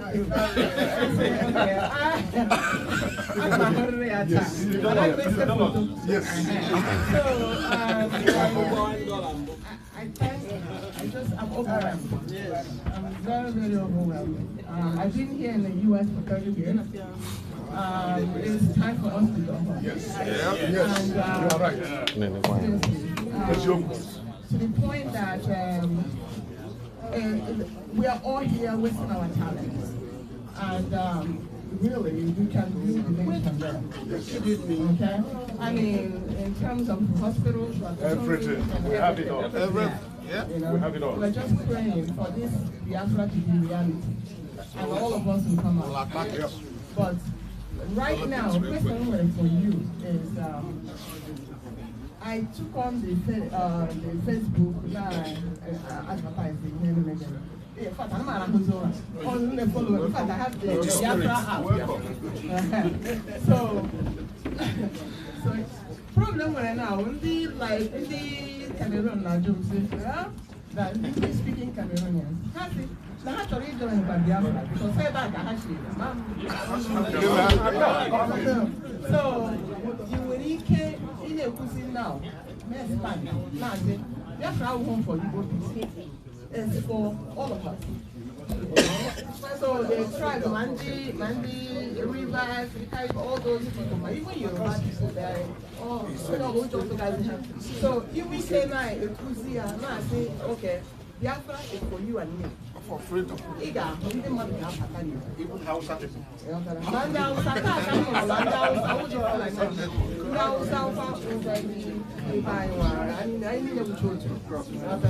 So I thank you so much. All you will team expand. Another thing, the Biafra money, as of now, how again eBay. Really? Yes, I have to show you to you now. It's $200. How much? Yes. For 1 pound. You can go on eBay. Come on, the one I'm working. This Biafra pound. There are Biafra pound. Another thing, a bunch of people now. This T-shirt anyway. Maybe and the proceeds will go to you guys. Okay. So you're gonna Biafra that shop. No, that one now.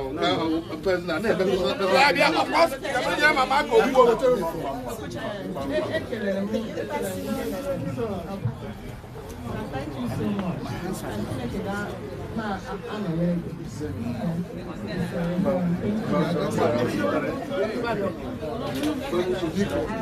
Thank you very much. I want to answer what you said regarding Ambazonians. Regarding Ambazonians.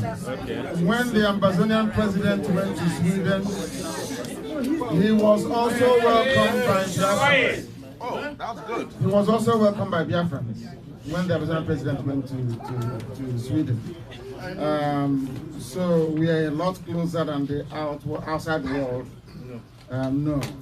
And for understandable and strategic reasons, we're keeping it that way. So we are all one, and who knows, in the future, we may even become one nation. And IPOB, as I said earlier, is fighting for the liberation of everybody. There are people from Edo that want to be part of Biafra. You can't stop them. Yes. Anybody can join IPOB. Yes. Anybody can, including Hausa people, they can join if they want. If you subscribe to our way of life, value system, live and let live, democracy, equality before the law, then you're a Biafra. So we're fighting for everybody. Thank you very much. Thank you. And okay. After you, please, can they give to that our mother? Yeah, she's been. I asked her to speak for a while. After you, then it's her, please. Thank you. All hail Biafra. I'm Dr. Donald Nazwiki. Another Dr. Kabito. Dr. Kankweba. I have an observation. Go ahead. Each time you pronounce something right in your face, some people dislodge what you say. I followed your broadcast. I listened to your broadcast in Israel. You said, let there be county by county. Let's establish county by county families. And they are all families, you have their coordinators and everything. And right now, you just said that you can become a coordinator wherever you are. But we have a problem, sir. Yeah, what is it? The problem is, those of us that will start families are not recognized by the cabal or some clique or some people that arrogate to themselves some level of power or authority to dislodge the main focus of IPOB. They thereby exclude the majority and then walk in seclusion. Now, my point is this again. There is a problem right here in Maryland. And I remember in Atlanta, you appointed a national mobilizer who should be in charge of affairs of IPOB nationwide. To our surprise, you'll be amazed that this man has been sidelined and he cannot operate. And second of all, there is this idea from the national coordinator. I say things they are. I say things the way they are. I'm fearless. There is somebody in the name of a national coordinator who professed to somebody that if the zoo government gives him money, that he will take it, but then will not deliver what they want. This is a clue of the kind of people that are the helm of affairs in the United States of America. The movement of IPOB is stalled. You might not see it from England. We live here, we see it. There is no progress anywhere, sir. That's right. Sir, Deputy Uchemefo was here 2 years ago, last year, 2 years? 2 years ago, yes. He was there last year. Yes. Last year. He tried to fix the situation in the name that everything was okay. He left, things went back to square one. You even looked somebody in the face who accused somebody of stealing public funds and said, do you have any evidence that he stole money from the meeting, from the family? Yaso Mba. But to our surprise, to your surprise, the rumor still goes on that somebody stole somebody's money, group's money and everything. So this is the problem we have, sir. Please, I don't know how you're going to do it, but it would be nice if you fix this problem before you leave. We want to move forward, just like what my sister said. This is 21st century. We have capable men and women that can execute IPOB projects. Thank you very much, sir. Thank you very much. Thank you very, very much. Thank you. I want to answer very, very quickly. Quiet.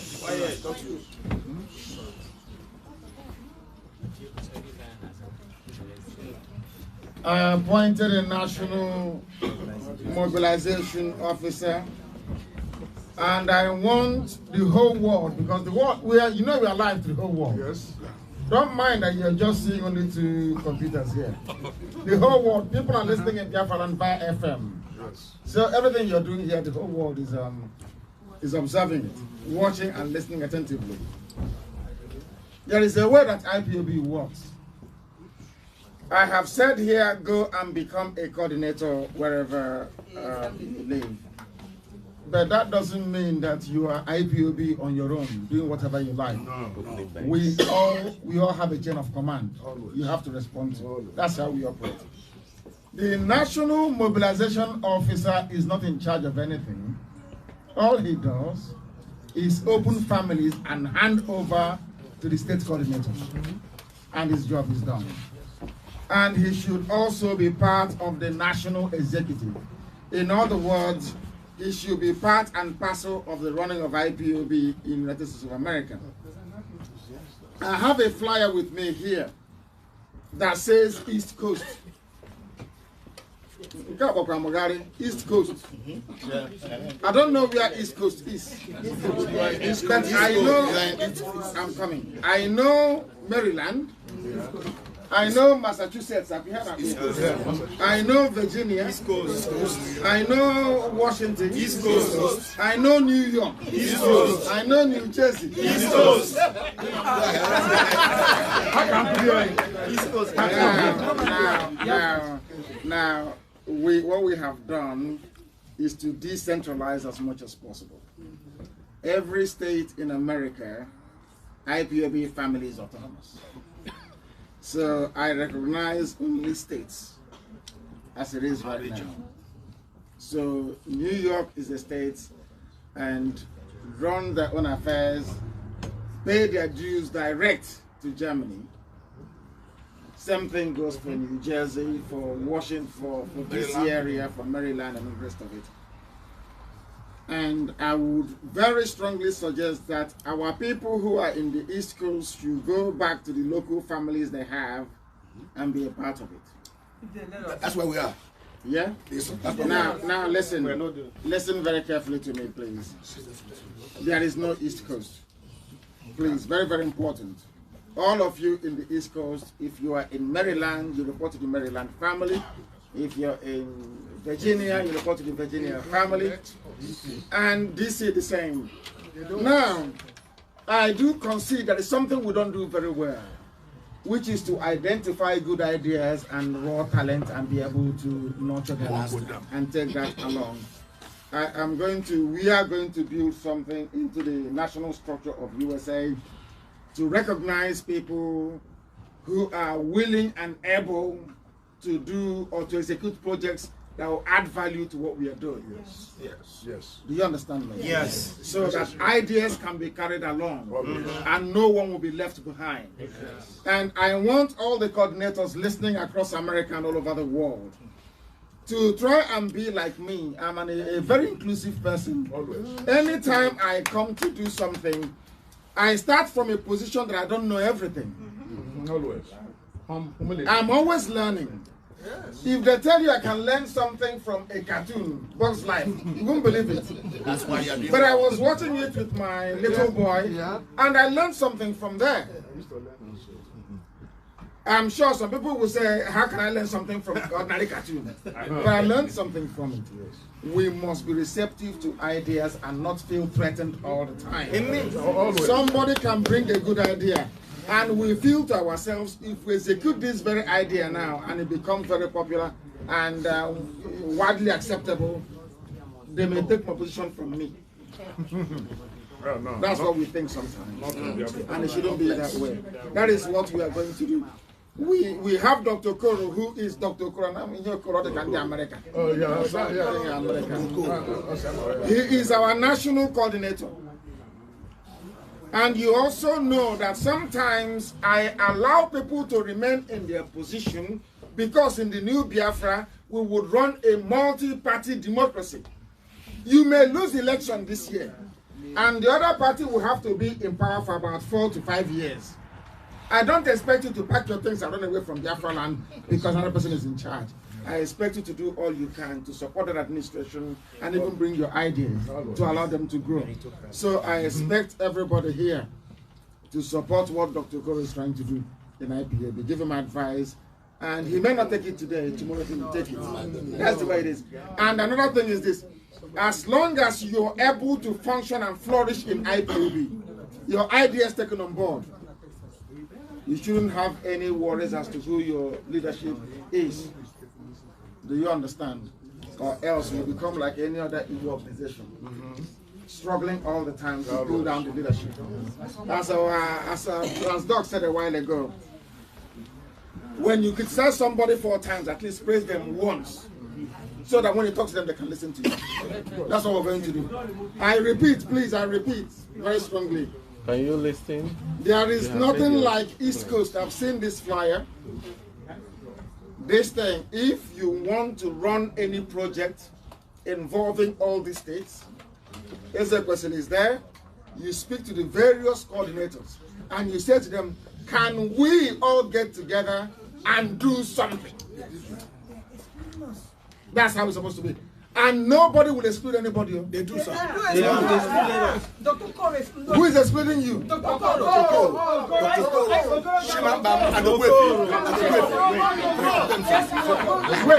on a second. Hold on. Yes, hold on.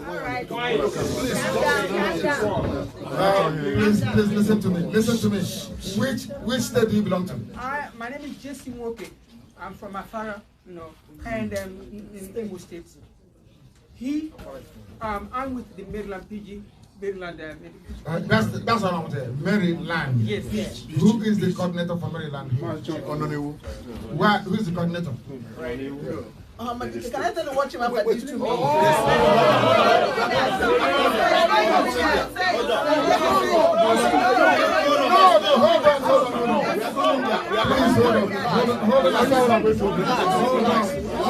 I want the state coordinator. Hold on. Listen. I said wait. Hold on.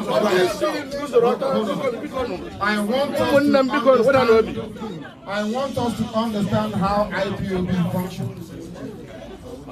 If you are from Maryland, this is your coordinator.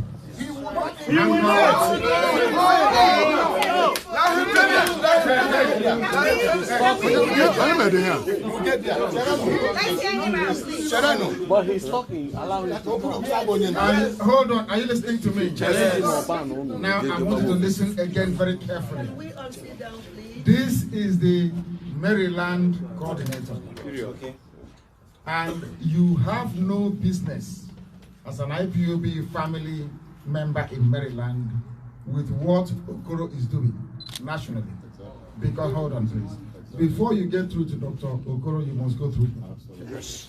I want you to understand, for the sake of discipline. Always. There are many fake IPOBs all over the place. People open their shop and say how IPOB, but they're not.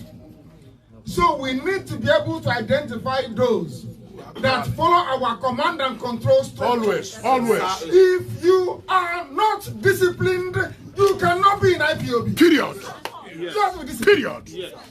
And whether, listen please, whether you like it or not, this is your coordinator in Maryland. Yes. And listen please, the buck stops with him. Yes.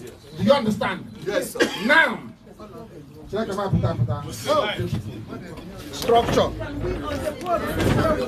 No. Case to this issue was discipline. We are not going anywhere. We don't want any primitive. I need you to understand something. Understand what I'm saying, please. You are in Maryland.